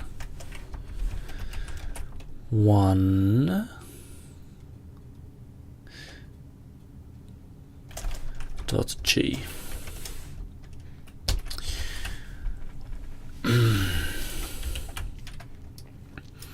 So now we have water depth between 0 and 1 as well to play around within the fragment shader. So we're gonna do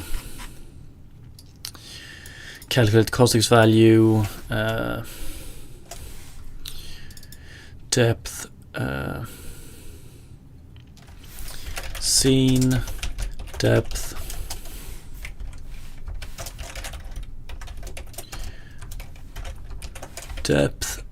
and here we do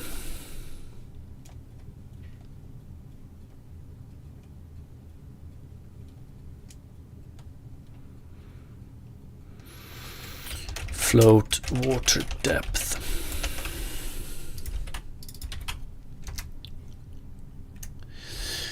Then we're gonna have to send it in here, that's true.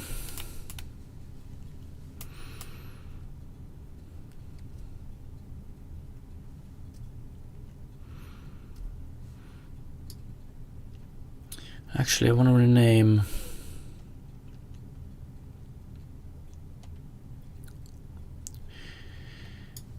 water depth world space.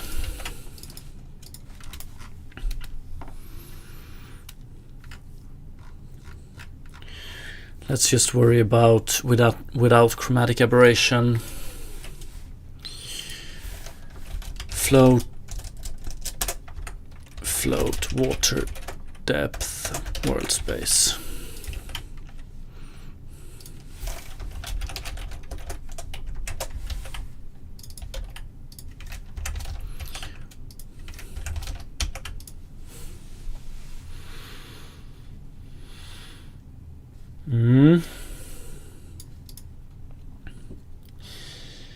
And then we can do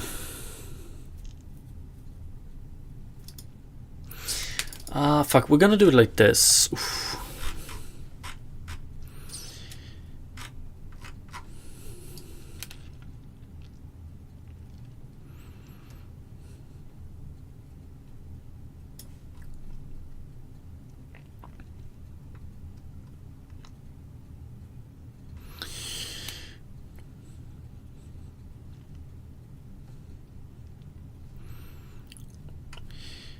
Do we have scene water depth? And we want to rename this one to view space later on as well.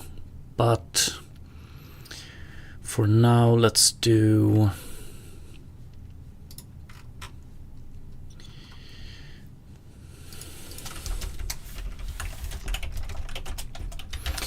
water depth in world space is equal to input.terrain data. Let's see here.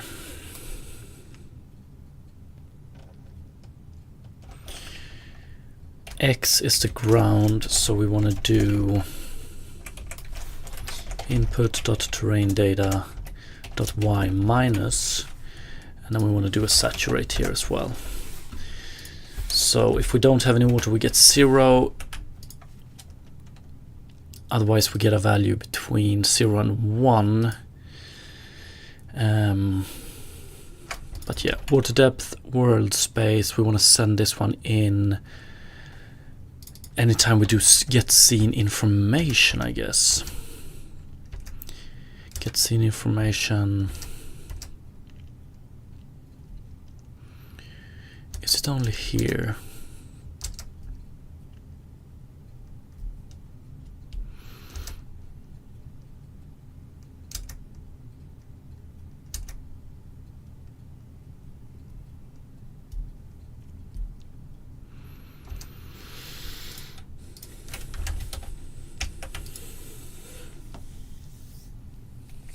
Yo, what's up, Cooler SK?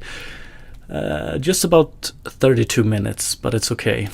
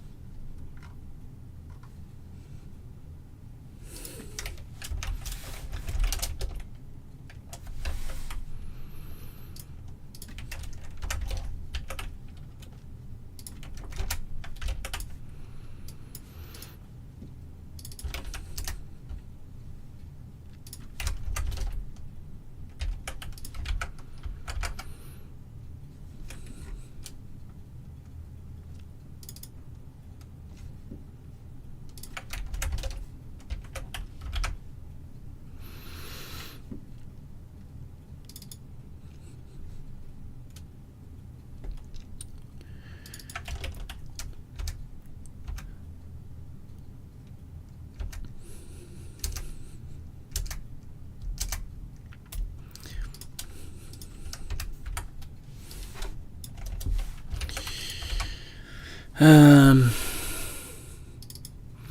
565 water depth. Oh, I thought we had it here. Maybe we don't. Yeah, we want to do s dot water depth.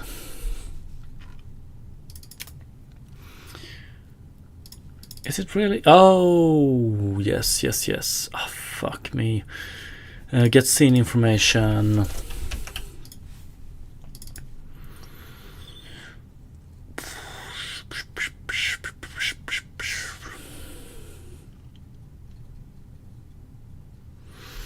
Oh, I don't want to add more here. Scene water depth world space. Yeah, this one should be view space, I think. Eventually.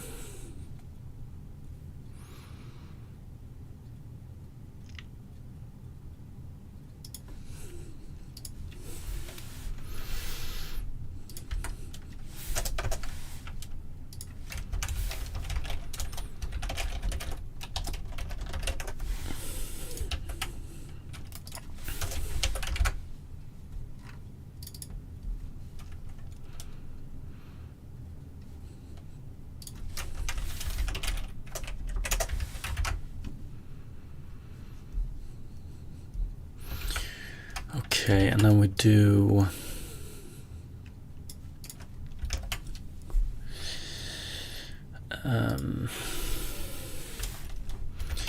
water depth world space multiplied with this one. It's still way too big. Honestly, the lines.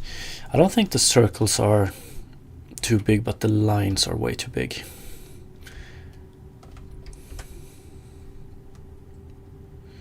And this is what we want to avoid.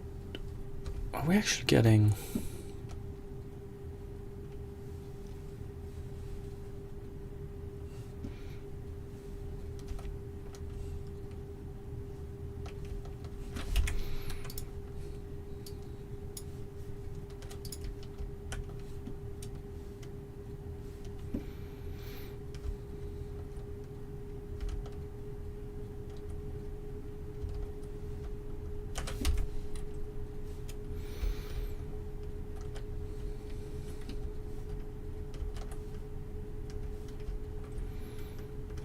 Yeah, they are way too thick.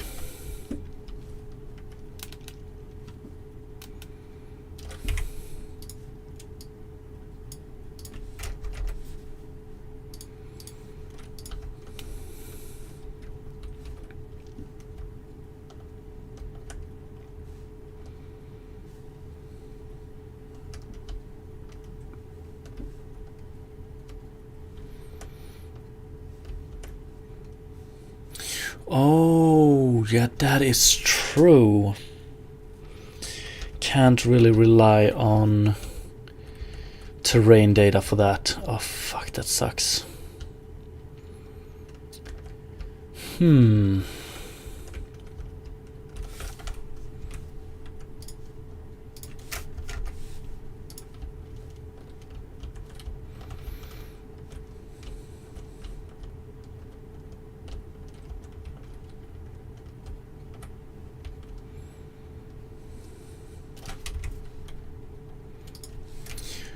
Like if we would have 2.1,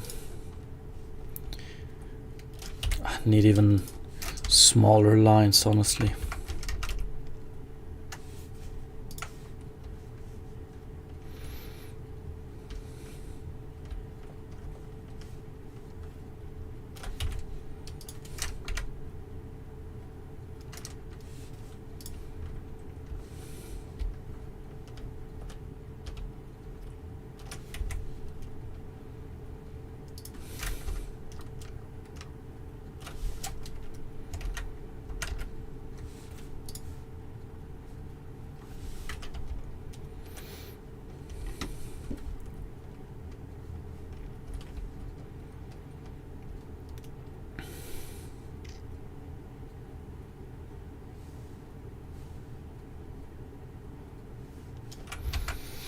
And what if we do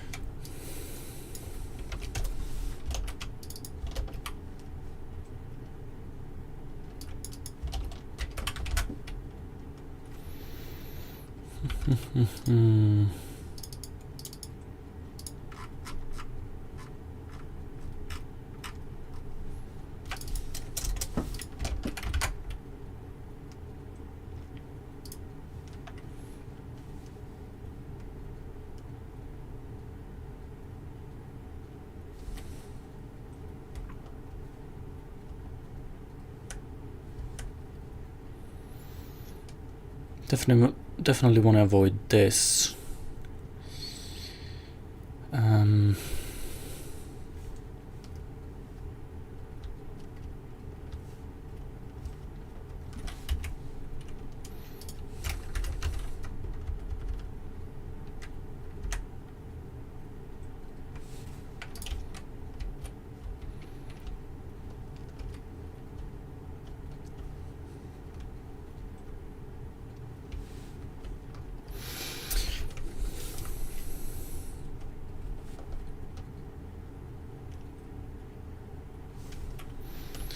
But looking from above now, it looks okay.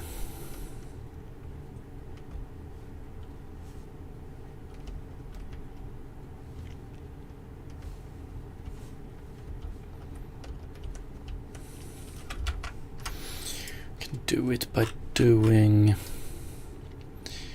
if we just saturate this one. I think.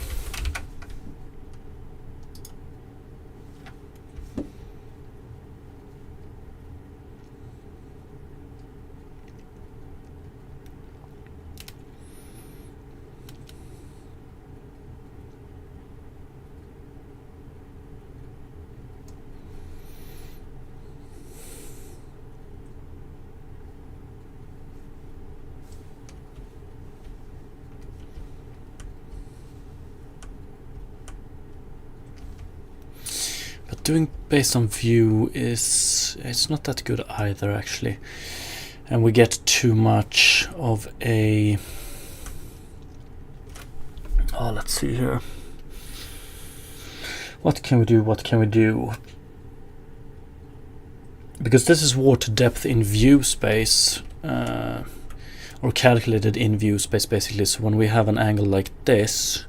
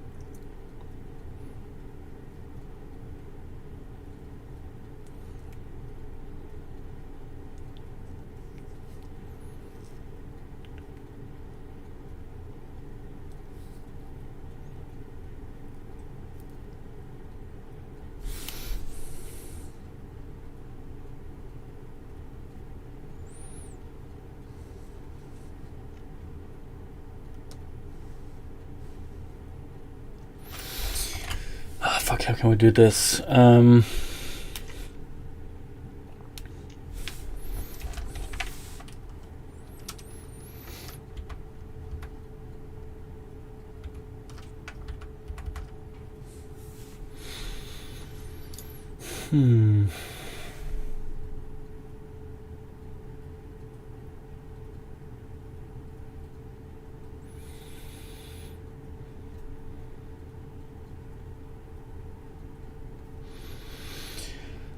Alternatives to view based.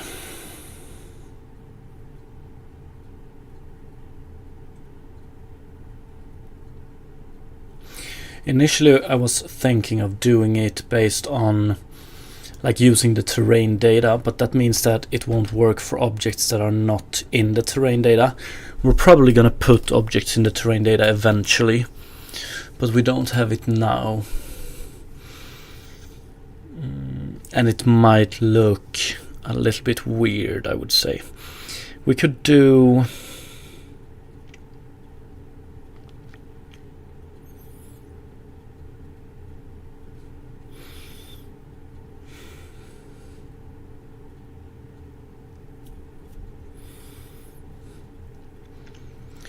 We could do... We could do...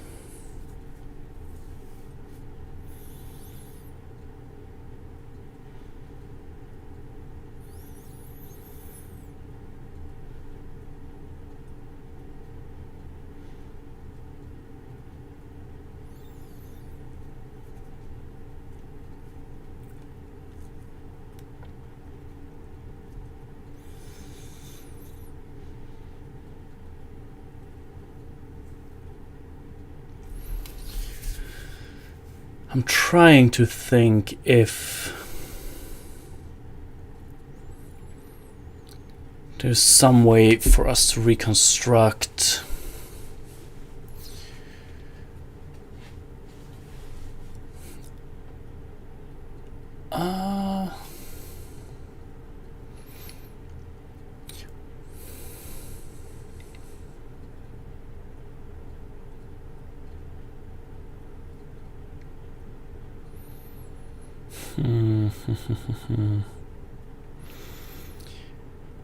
maybe. Let's see here.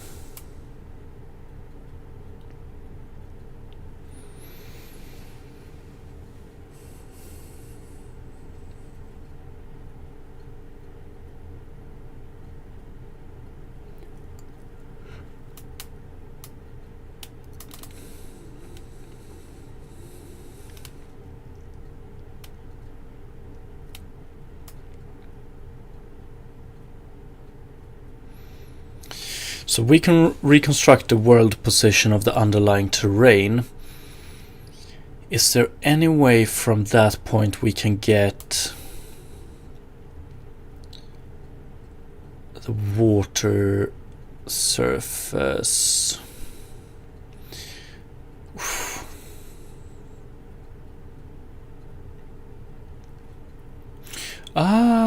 One sec. Fuck yeah, we can. We're gonna do it like this.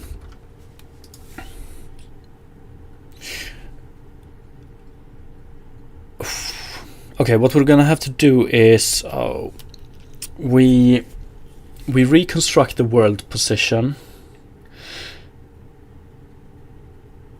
from the underlying terrain.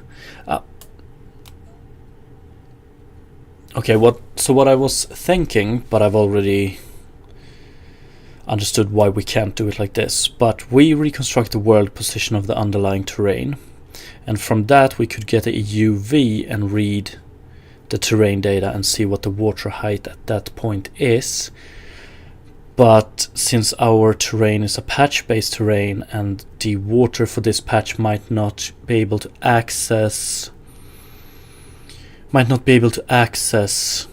the proper terrain texture, so we can't do it like that. Yo, what's up, PG King? I saw that water, awesome. Congrats on the progress. Thank you, appreciate it. Slowly but surely.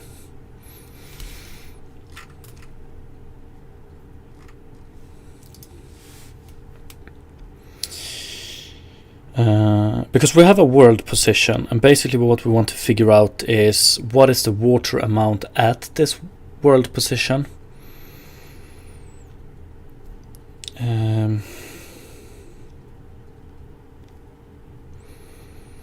That would work if our terrain was just one patch, but it is not.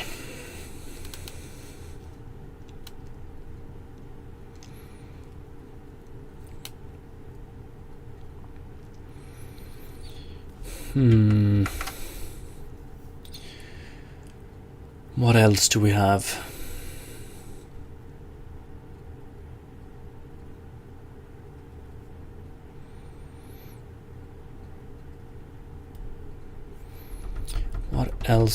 What else?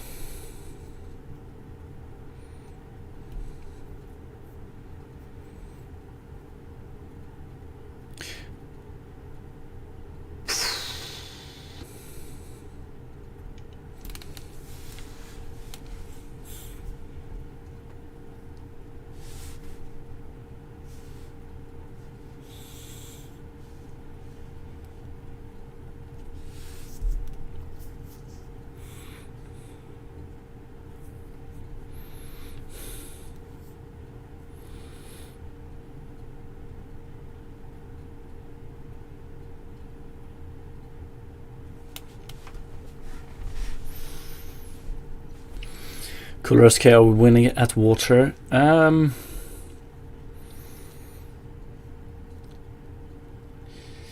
Definitely moving towards a victory, I would say.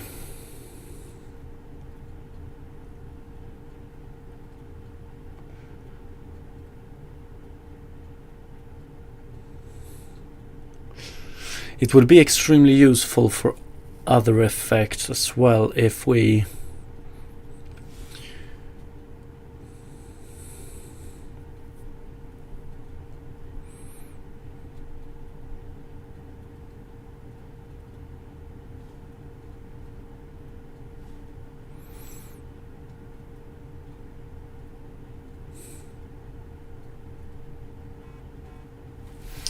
one sec, be right back.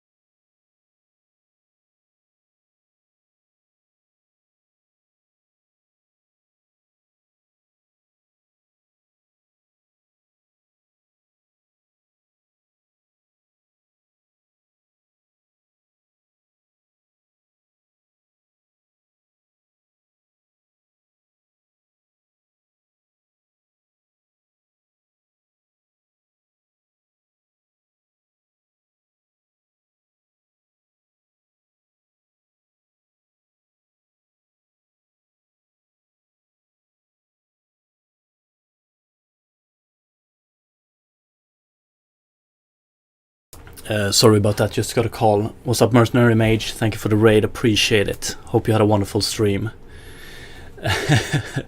Maybe not the perfect timing, but yeah. Over on this stream we're fighting with water, which we have been doing for quite a while, but slowly but surely we're getting to a good result, I would say.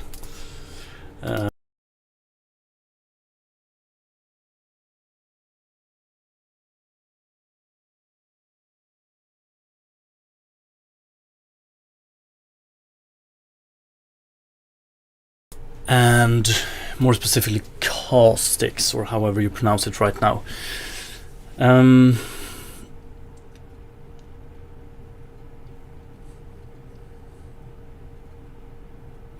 Cooler SK, just wait guys till he starts testing the flow again, seeing how it breaks effects, and then refactoring whole thing again. It probably shouldn't break anything in the water shader, but we're gonna have to add some flow effects, that's definitely true.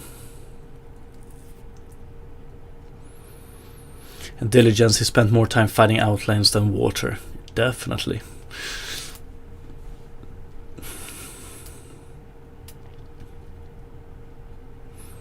So we would like to get water depth in world space, but that is not as easy as I would have anticipated.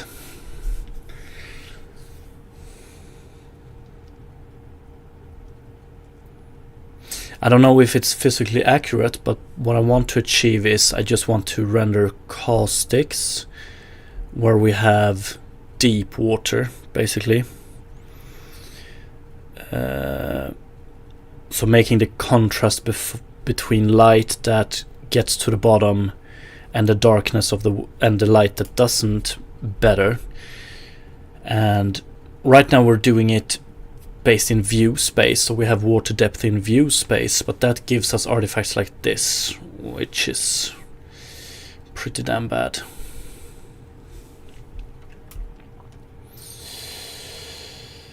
I think I definitely want to minimize this one a bit as well.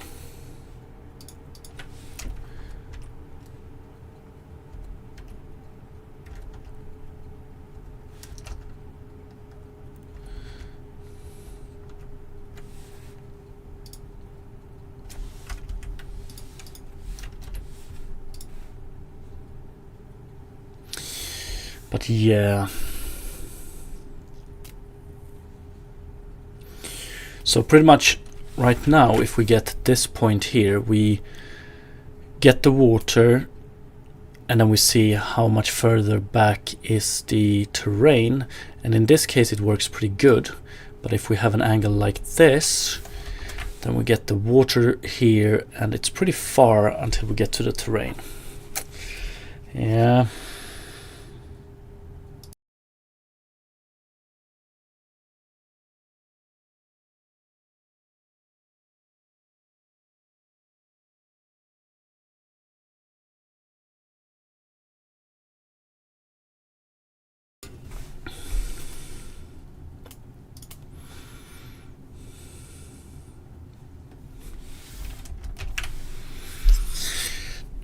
Could we recreate the water depth? Diligence, take into account camera height from ground, maybe.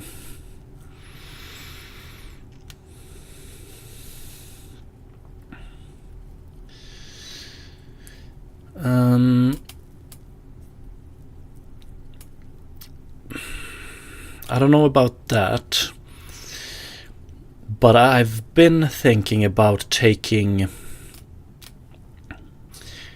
into account the angle for which we intersect the water. So if we take the angle between water surface, which we have access to, or the normal of the water surface, and the camera view angle or camera direction. So we do some sort of dot product between camera view vector and water normal, and then we know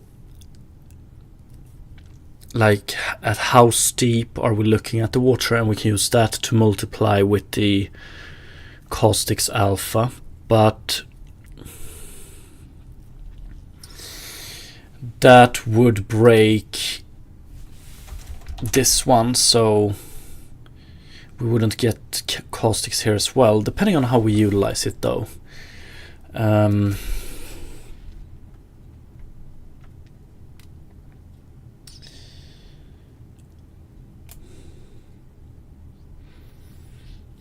But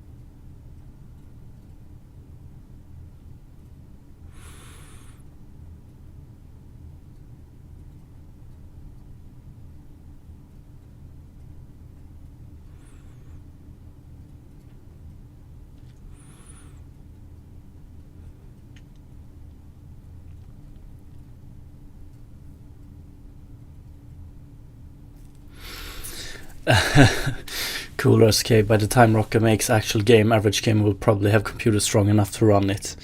Actually, my computer is pretty damn weak, and I can run this pretty nicely right now. Currently.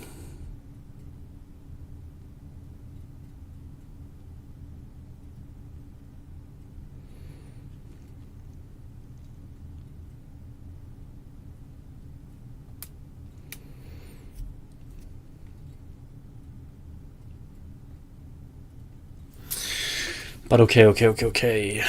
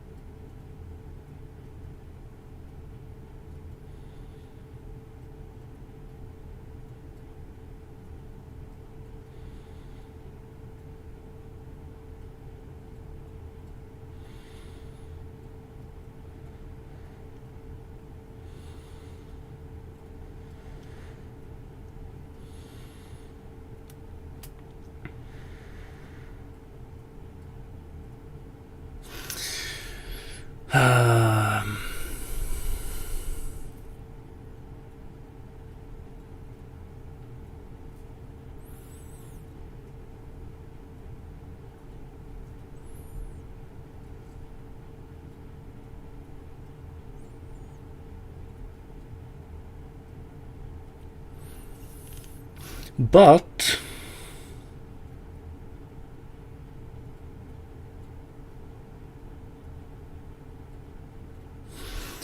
now we have the patch problem. That one really screws it. Screws it up.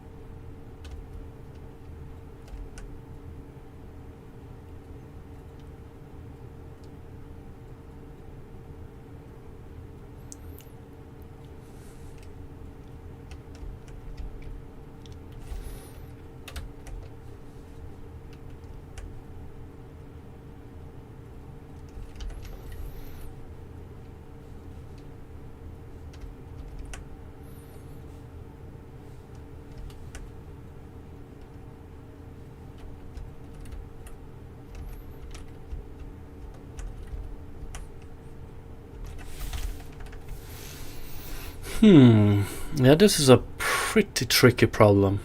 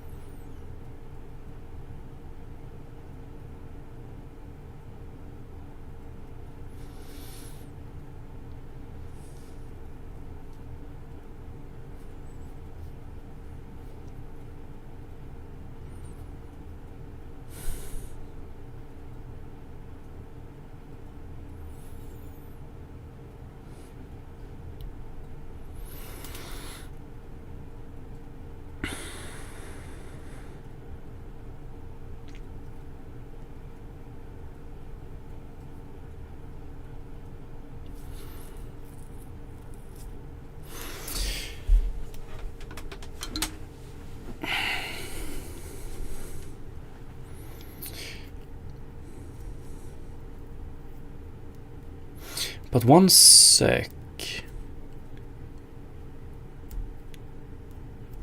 No, that won't do.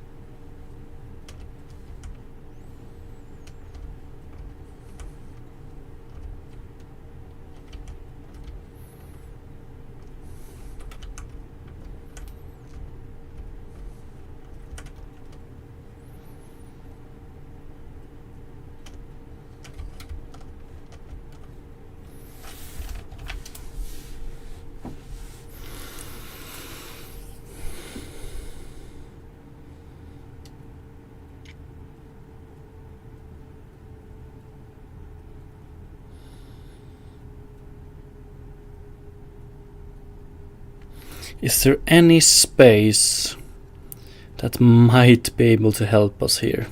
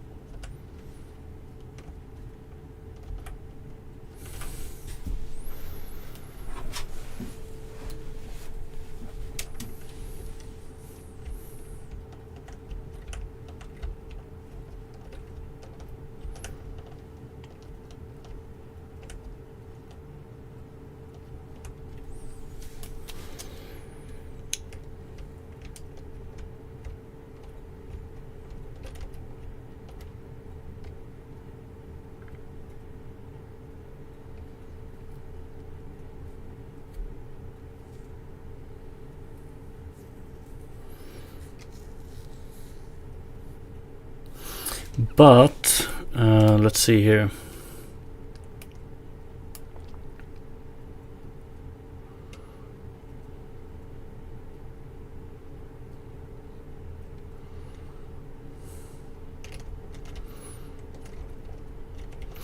There exists one possible way that could probably help with a lot of different effects as well, but I'm not entirely sure I want to go that route. And that's the fact that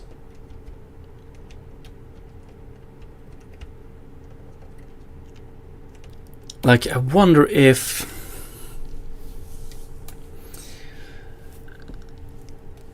when we talk about terrain data, I wonder if that is even possible to do. Maybe one could actually add, but this is a big step and it's probably gonna take a lot of performance. But I wonder how useful it could be. So basically, one could pack, or one could choose to render the terrain data into a screen space position instead of having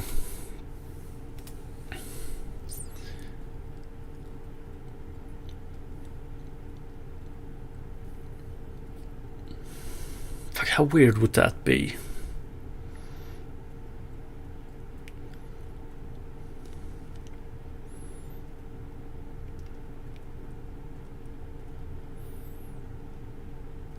I'm definitely gonna have to think about that some more, because but if we did that, we would pretty much have ground height, water height in is like the data in a screen space texture. But I don't know.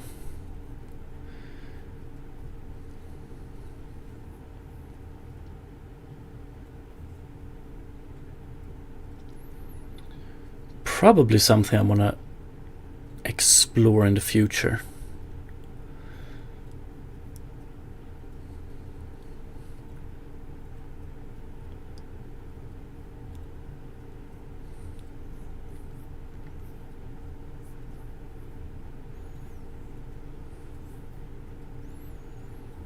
Okay,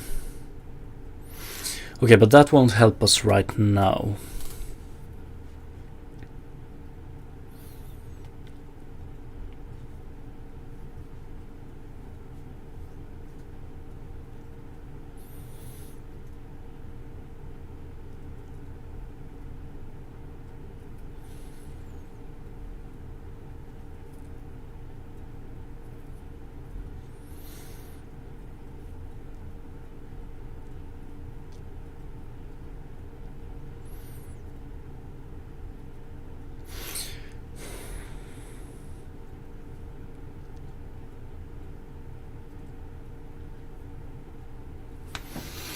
Yeah, because in its current form, terrain data doesn't really help that much.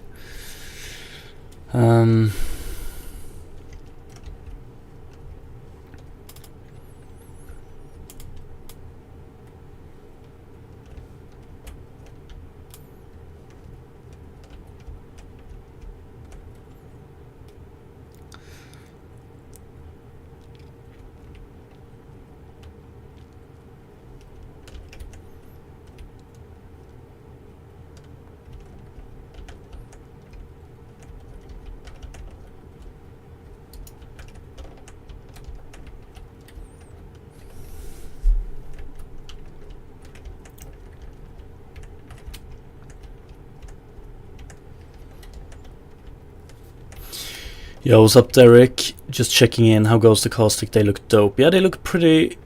They look a little bit better than they did this morning, at least. But thank you.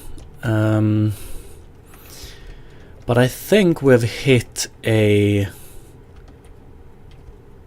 sorta a wall. Like, I want to base caustic's strength of water depth.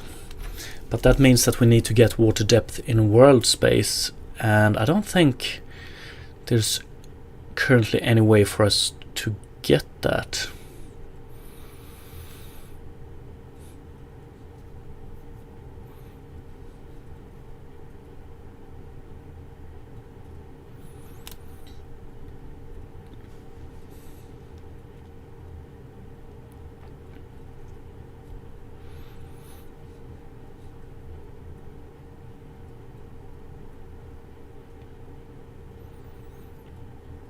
Okay, can we do it in some other way? Like, the deeper the water, the more we want to show the caustics. It shouldn't be that hard, honestly.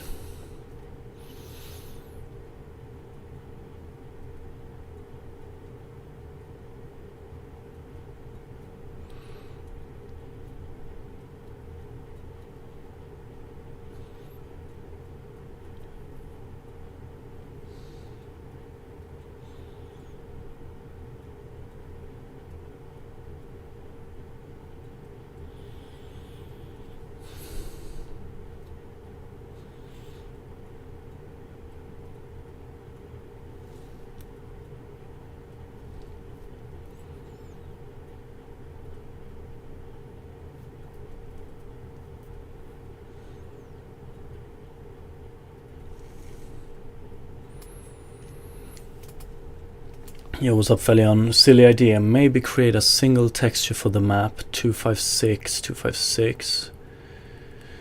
And every time you add a depth, increment color from 0 to 256. In shader, you check color of the pixel and use that as depth. It's something adjacent that I thought about doing with...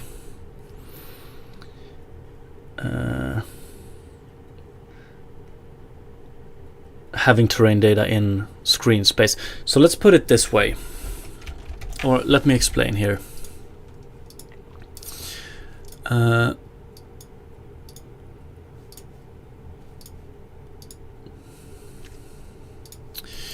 Our terrain, so at every vertex in our terrain, at this point for instance, we actually have data.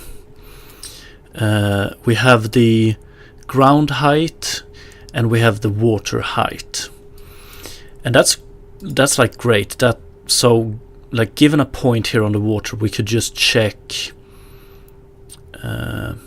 we read that texture, and what is the water height here, what is the terrain height, and then we get the water depth in world space.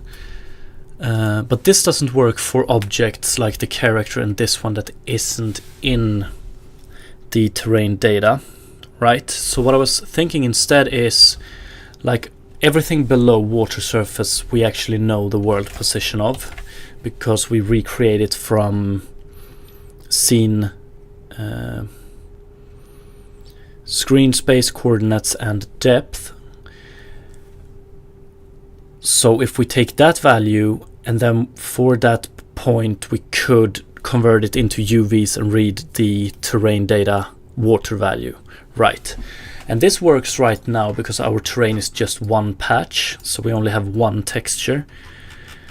But eventually our terrain is going to be multiple patches, and we don't have access to every so multiple patches means multiple terrain data textures, and we only have access to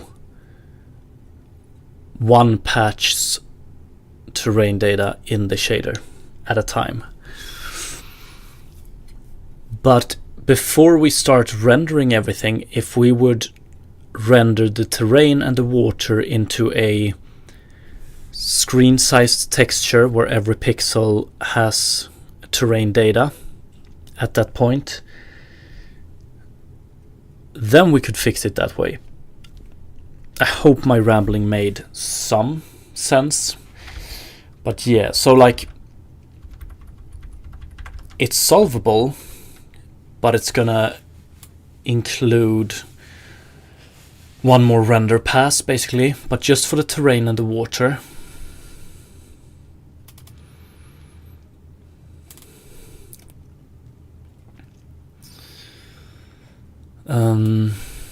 But maybe it wouldn't be too bad. And I think if we want to do proper, what the fuck? If we want to do proper like proper flow and edge foam and stuff like that later on, we're probably going to need the water data in a screen space texture.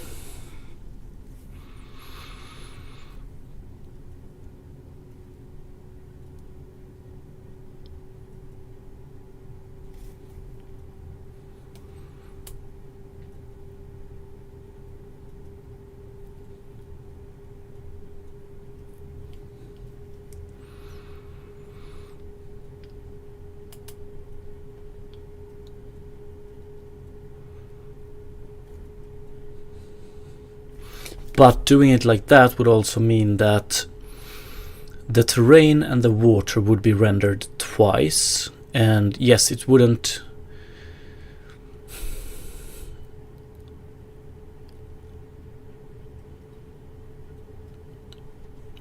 be a too costly render, but still.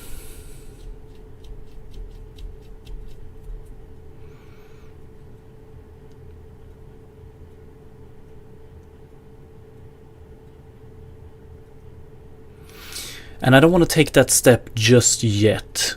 Maybe we'll do it soon, because I've been thinking about improving some of the parts, and this could very well be included in that improvement.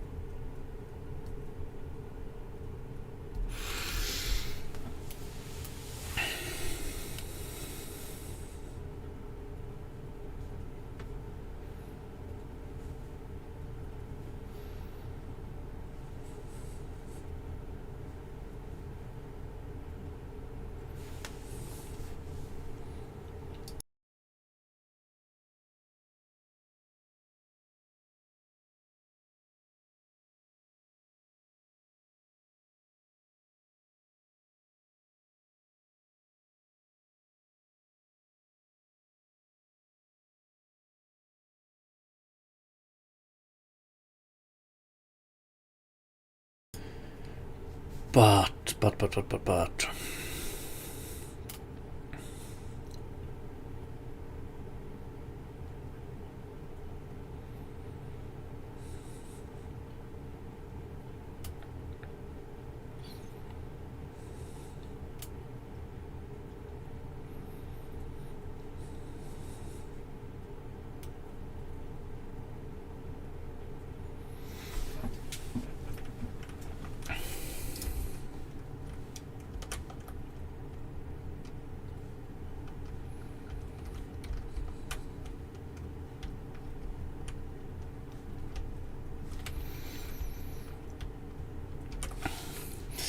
maybe if you make sample scene filled with Unity assets, you can check what will be total performance.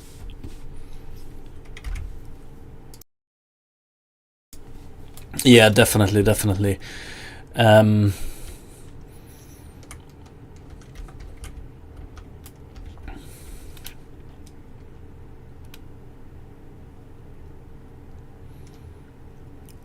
Honestly, like,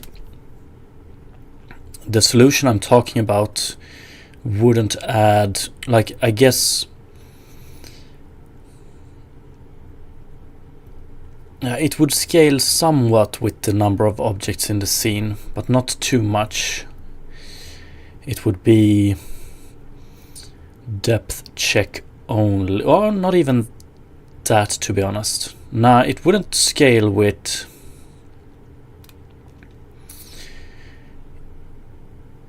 It would only scale with number of terrain objects and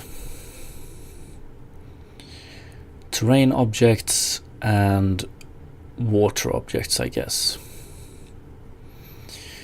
Yeah, but I'm gonna have to think about it a bit more because it would change the architecture quite a bit.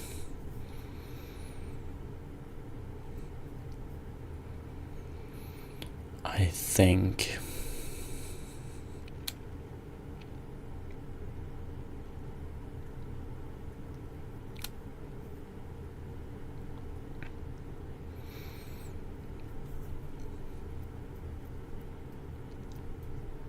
But I think I can implement it quite easily right now, what I mean. I think we could do...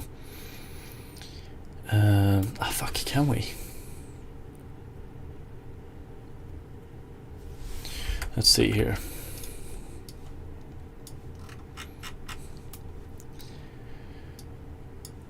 Mesh grid width.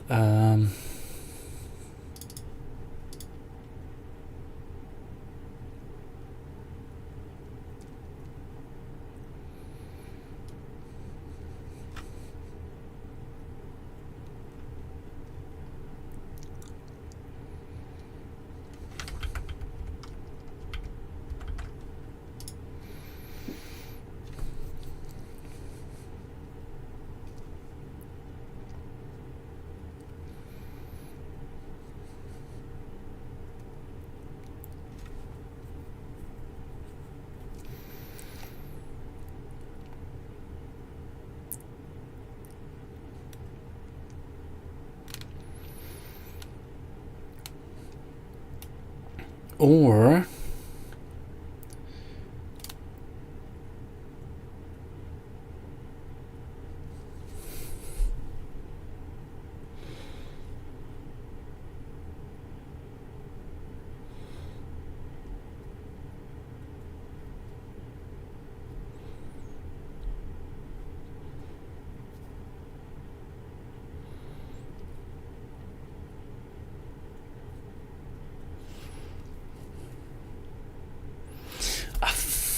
I might as well do the jump, honestly. Let's see.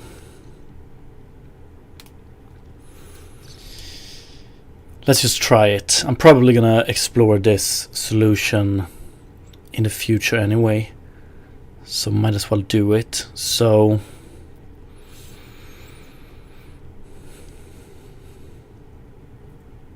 let's see how it looks.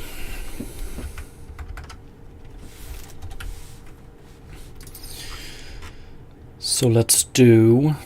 Okay, this is quite interesting actually. I wonder how good of a solution this is. So let's see, scripts, rendering, render features, and we're gonna do, I think the performance gain loss would be equal to 0 in this case, because if we do this and it works, what we can do instead is that instead of each terrain patch having its own texture with terrain data, we can actually pack that into vertex data.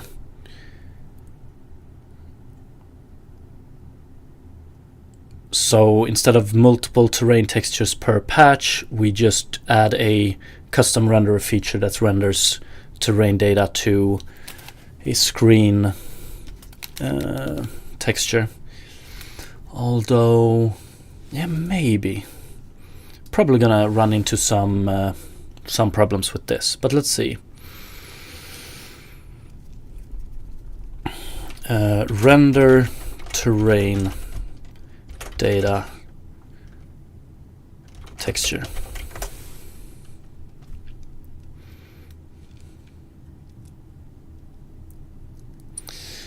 And let's see here, it's going to be very screen space outlines. Now this is a pretty cool effect, I would say.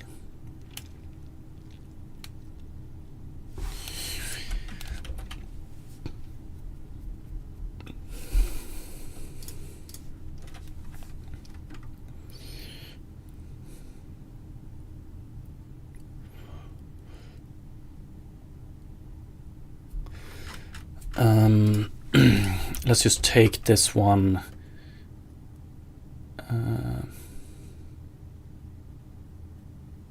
Oh, actually, it's this one.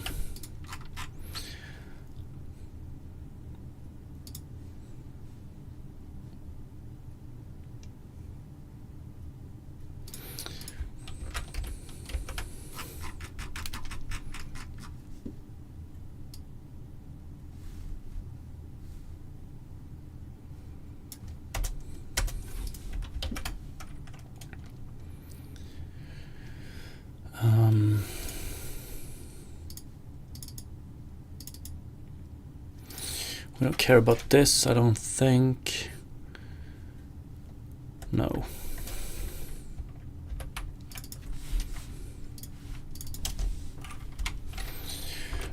Render terrain data texture.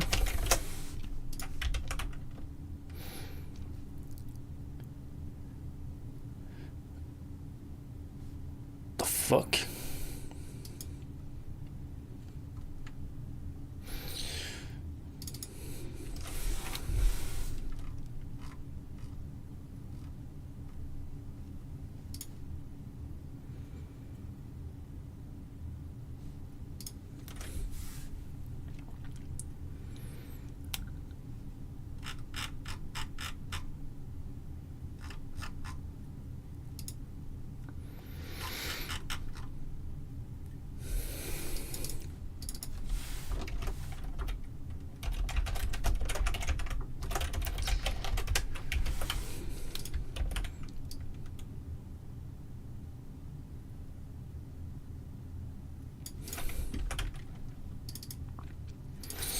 I don't care about fit settings.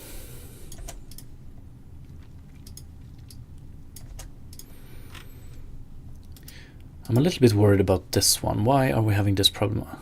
Global namespace already contains the definition for render terrain data texture.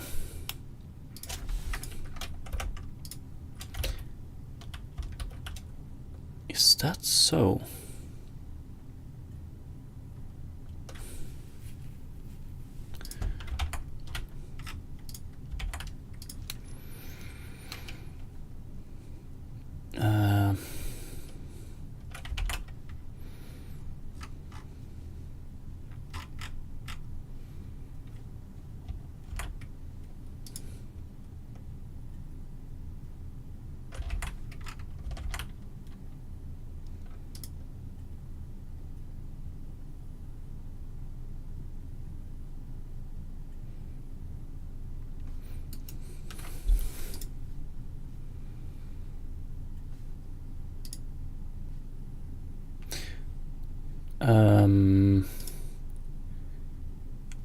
Oh, did I screw this up?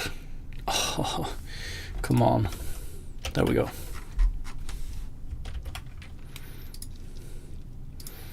Okay. Let's see here. We don't care about this. Don't care about this.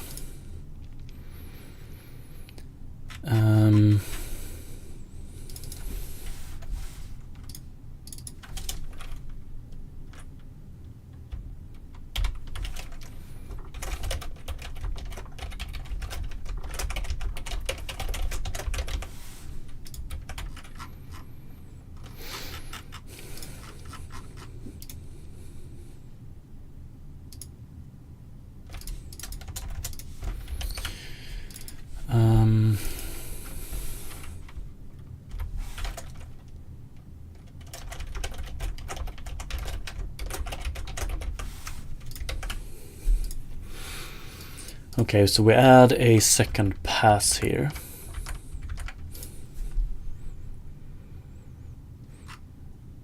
Okay, that's good.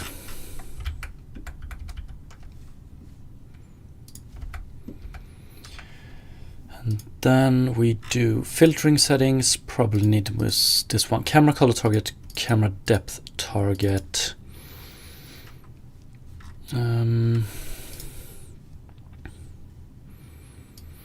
Not too sure about though. This is pretty much what we want to do. Okay, let's see. I think we can remove these. Render target handle. We're gonna do this instead. Terrain. Let's do a rename here. Terrain data handle. Yes. And then we remove this, and we call this one terrain data.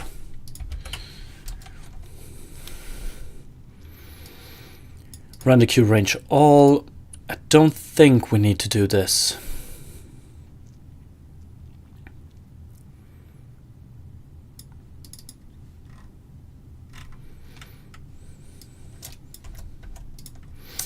Configure outlines texture descriptor. We're going to rename this one terrain data descriptor. Render texture descriptor with height. We don't need to go this high. 32. Depth buffer bits, I think. Yeah. Generate all MIPS. No, I think we can do -1 here, but let's see if they have a constant for this. Dot MIP.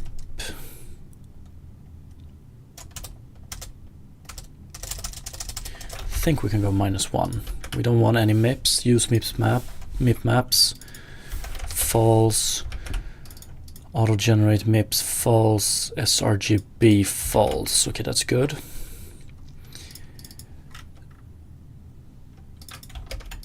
Terrain data handle ID. So we get a temporary render texture. Terrain data descriptor. Filter mode point. That's good.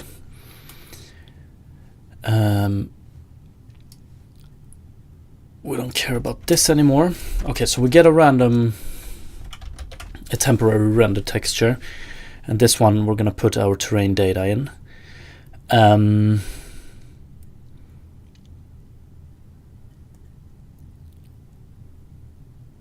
Okay, yeah, that's good.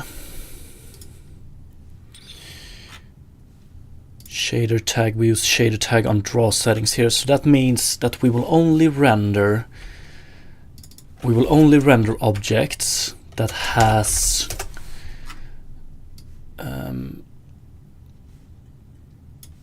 light mode terrain data generation. So right now we don't have any of those in the scene, but we're gonna add that to the terrain eventually.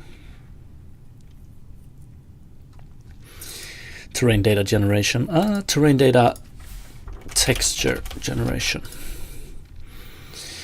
Okay, let's see here. Execute render terrain data texture.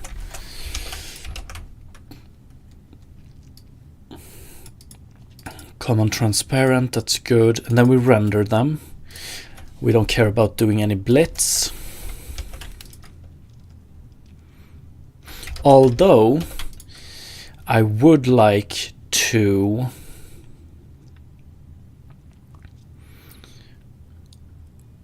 be able to show this texture in the game view. So fuck, now we might want to have settings here. Private class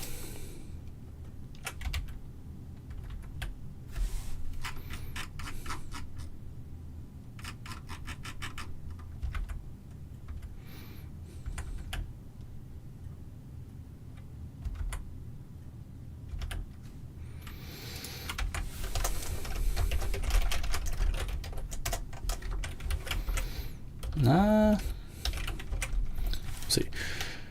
Maybe.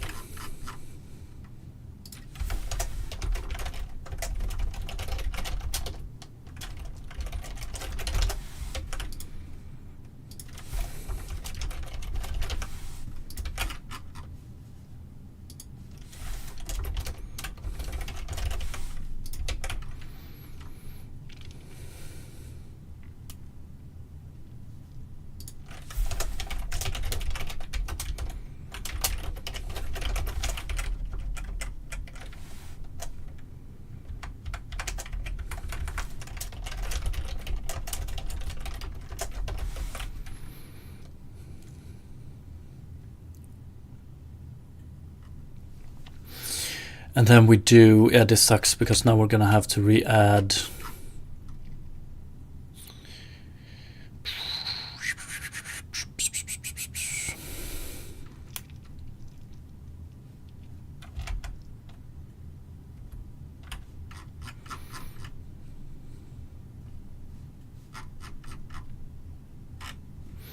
actually, where do we have the settings here? We have it up here. Oh, public class. Okay, but anyway, probably want to keep this one, camera color target.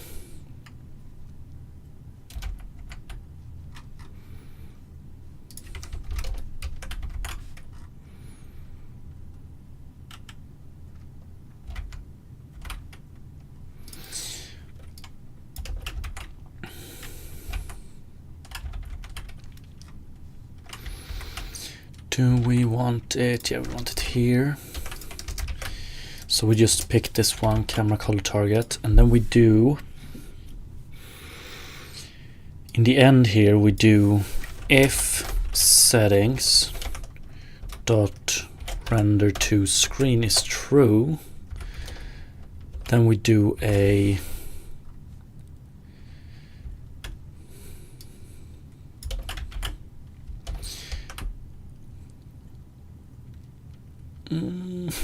then we do a blit from terrain data handle identifier to camera color target, right? And we don't do anything here. So pretty much if render to screen is set to true, we just split whatever we have in this texture to the camera output. Yeah.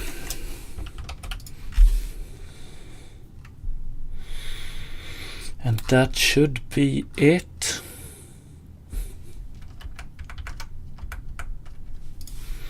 I think.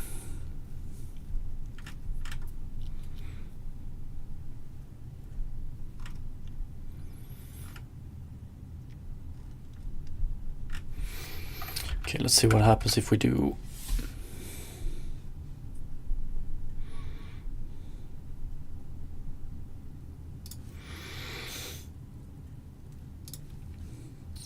If we add a render feature now and we add render terrain data texture, fuck it, let's move it up here.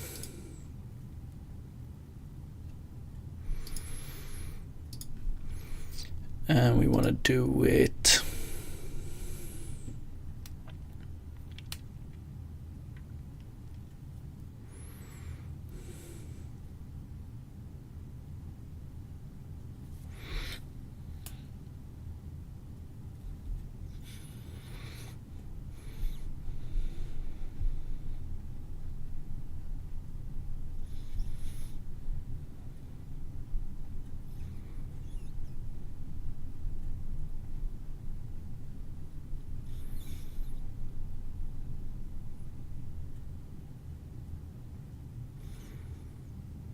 I wonder before opaques, but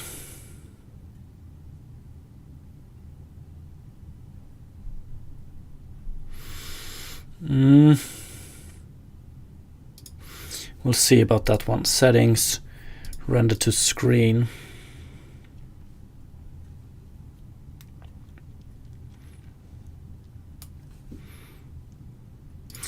A little bit worried about us not seeing anything right now.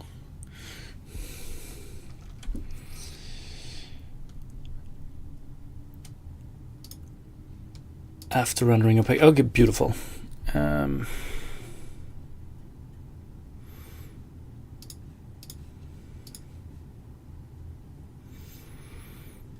But yeah, we actually want to have it before rendering opaques.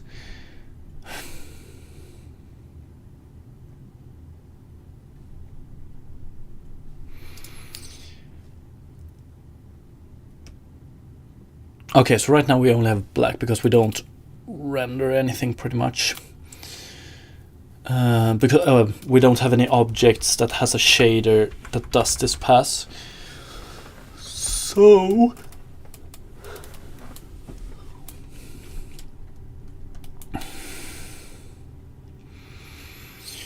let's start by going to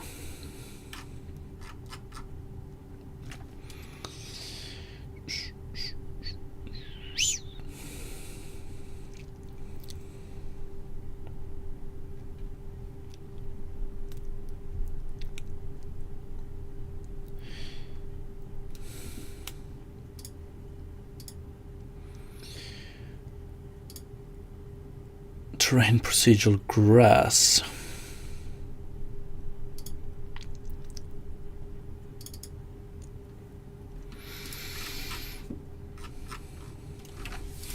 So we probably want to do a full sub shader, I would say, because it's not enough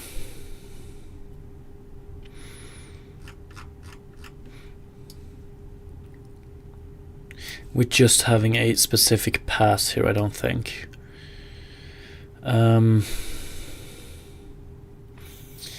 Let's see if we can make it work. So sub shader,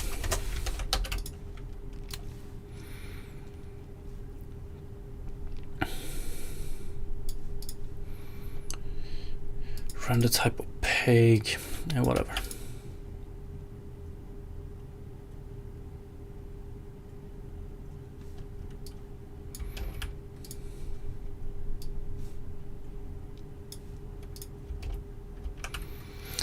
Call off.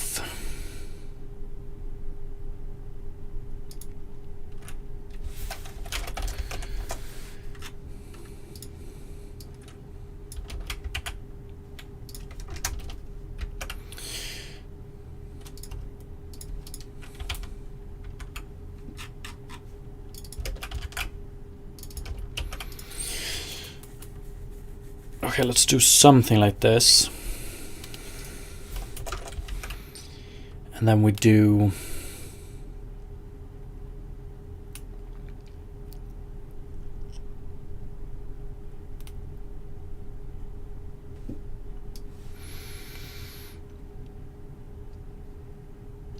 can we still use, I want to use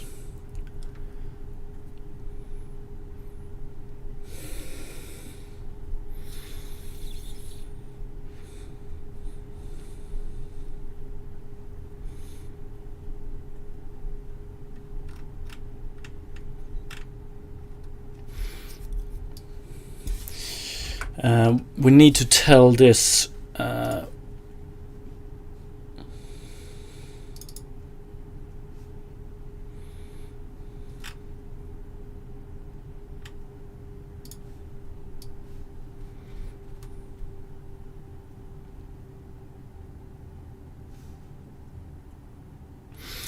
we need to tell this shader or this material, we need to add height range to it. Right now height range is just 0 and 1, so that's okay.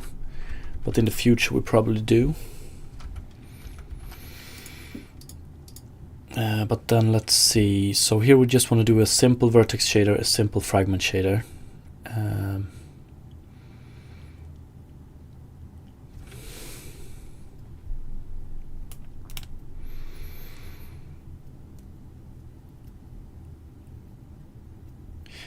But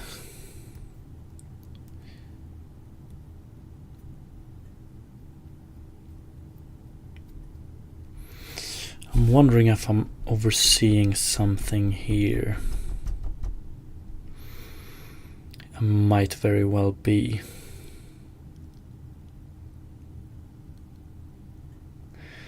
Yeah, this one is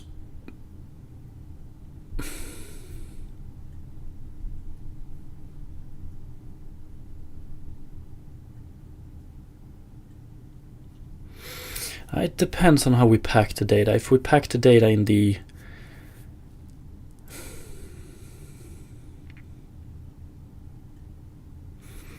vertex data instead, it might work. But I wonder how unoptimized that is.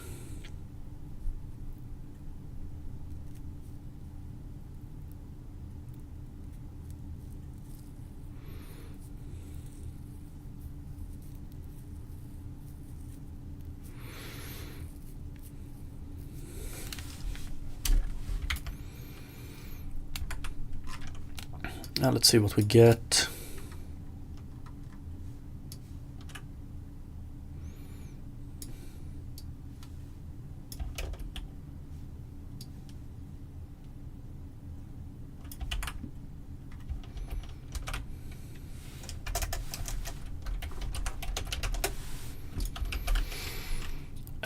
Position in object space.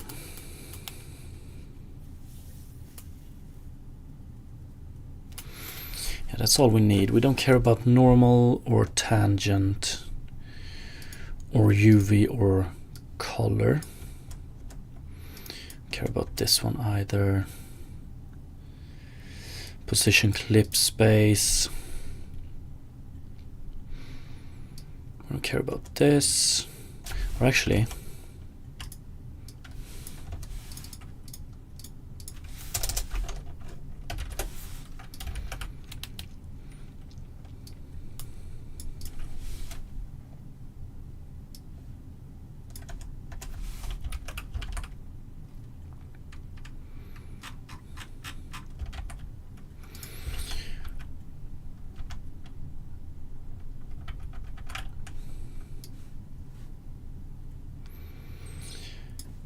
and then we want one of these.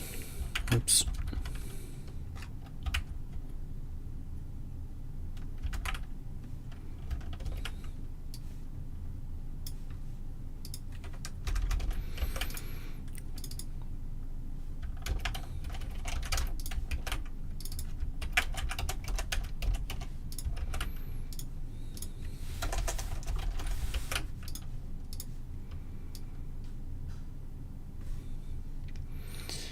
And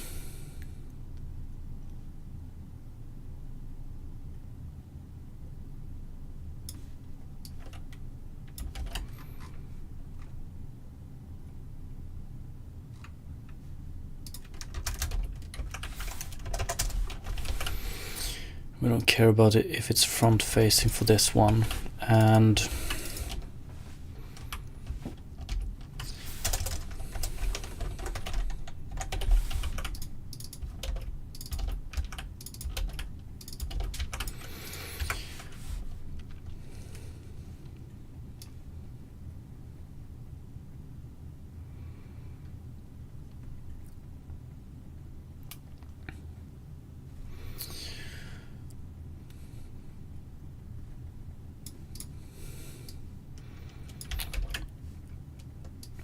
That's pretty much everything we want to do. We create one of these, then we do output. Oh, actually, we need to do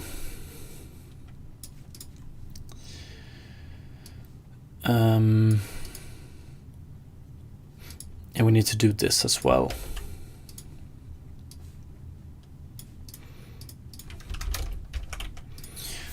Output dot position clip space is equal to vertex input dot position clip space, and output position object space is equal to position object space. Are we okay with object space? I think so. And here we just return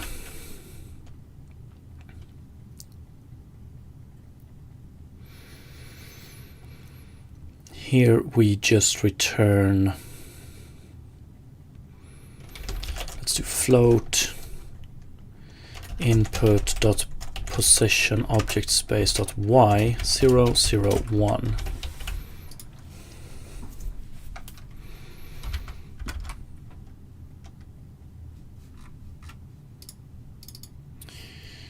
$207.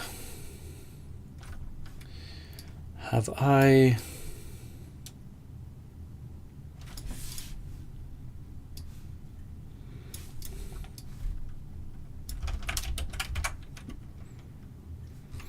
Okay, that works, but as soon as we have this,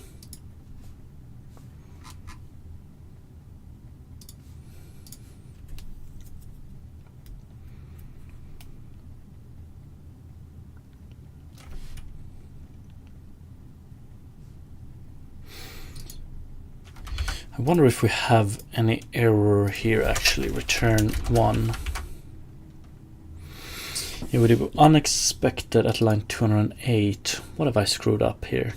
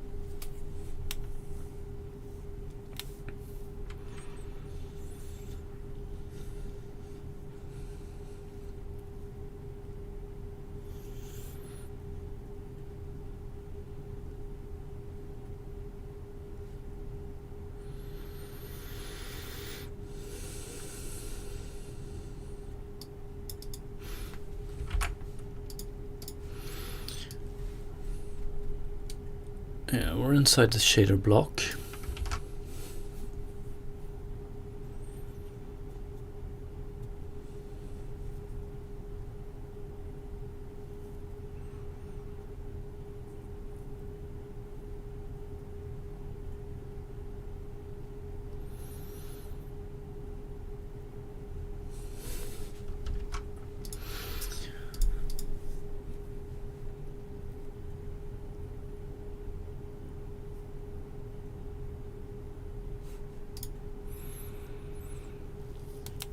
What am I missing?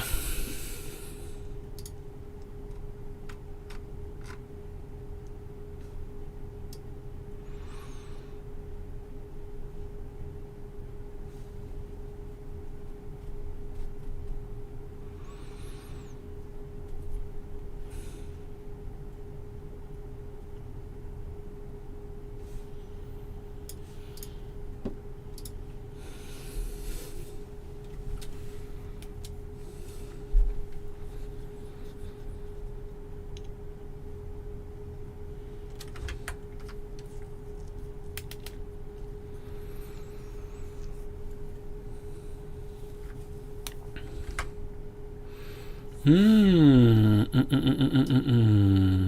we might want a pass. Where the hell do we have?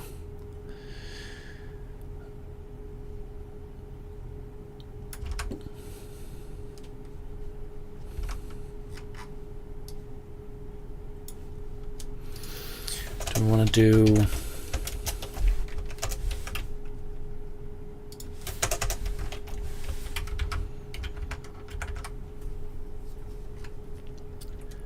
Redefinition of vertex shader input. Yeah, that's true. Oh, is that true? Okay, so if we define it in this sub shader here, it's still defined for the full one. Okay, what if I'm just gonna do it like this for now.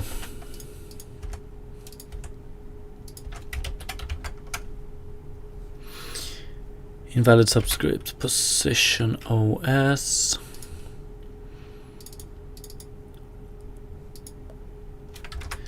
At line 202.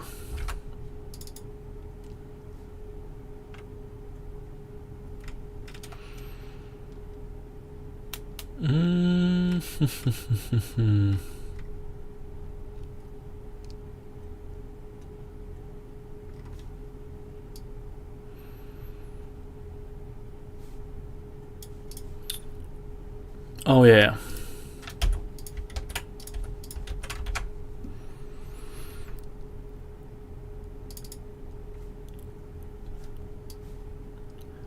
Okay, this one actually screws up it quite a bit. Invalid subscript position OS. Vertex shader input 2.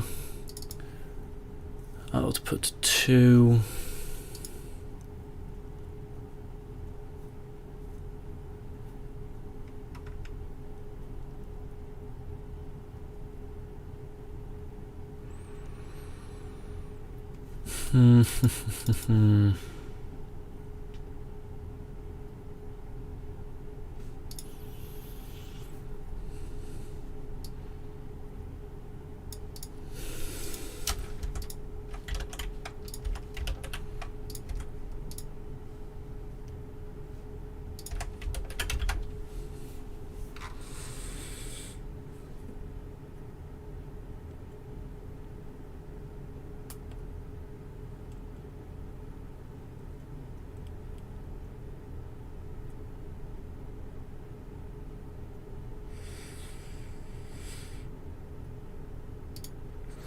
Can't we?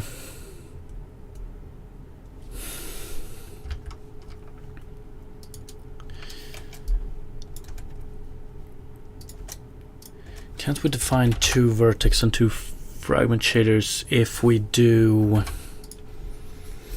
sub shaders?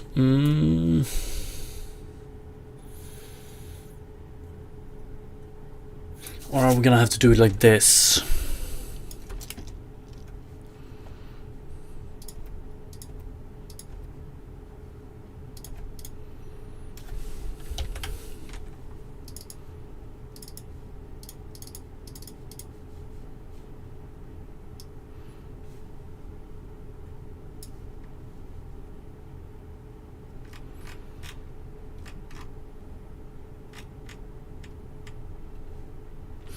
Let's just try it.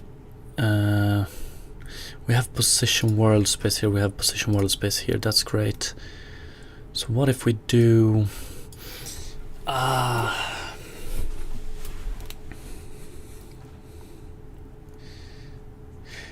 Maybe an additional, like a separate shader is the better way to go here. So that means adding 2 materials to the terrain. But then again,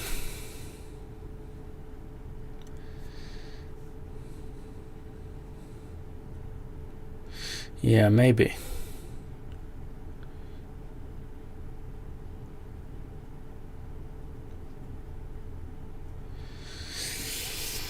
Yeah, let's do it. It might be easier now. Sub shader.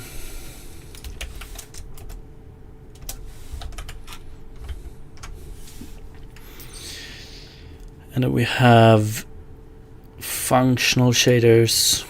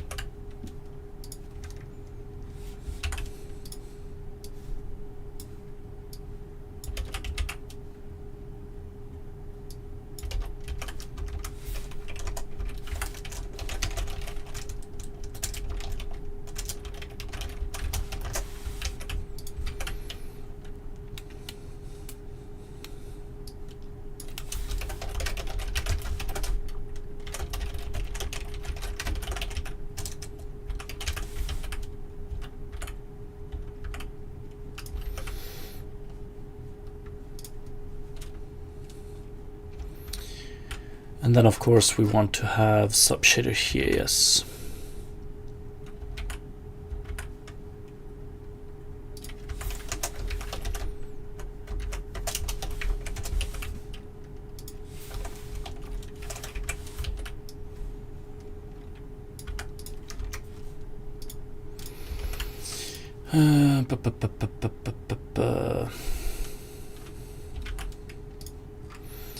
So we do this, and then we do, okay.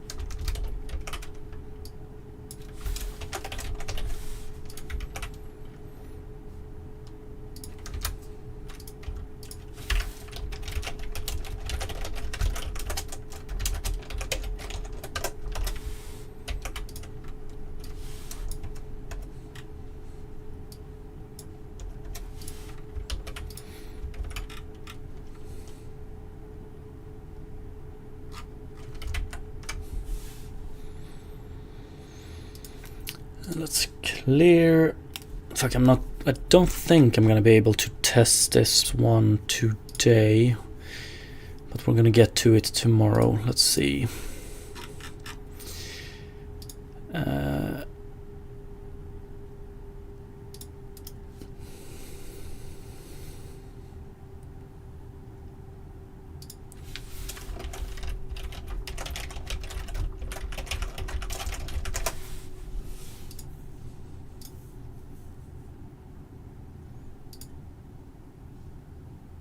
Okay.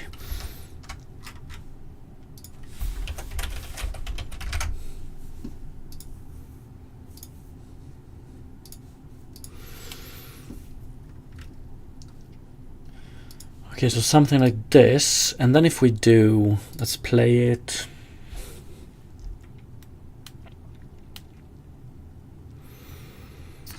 And then we take our ground here and we set the material to be equal to render terrain data. Like that. And then we do... Okay.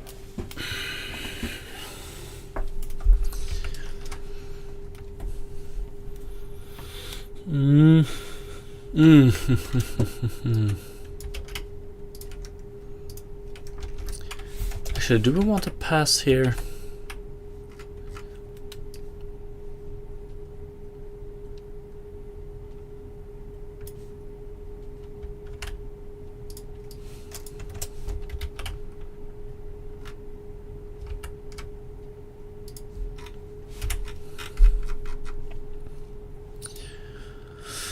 Okay, not entirely correct just yet, but it's probably just some little detail missing.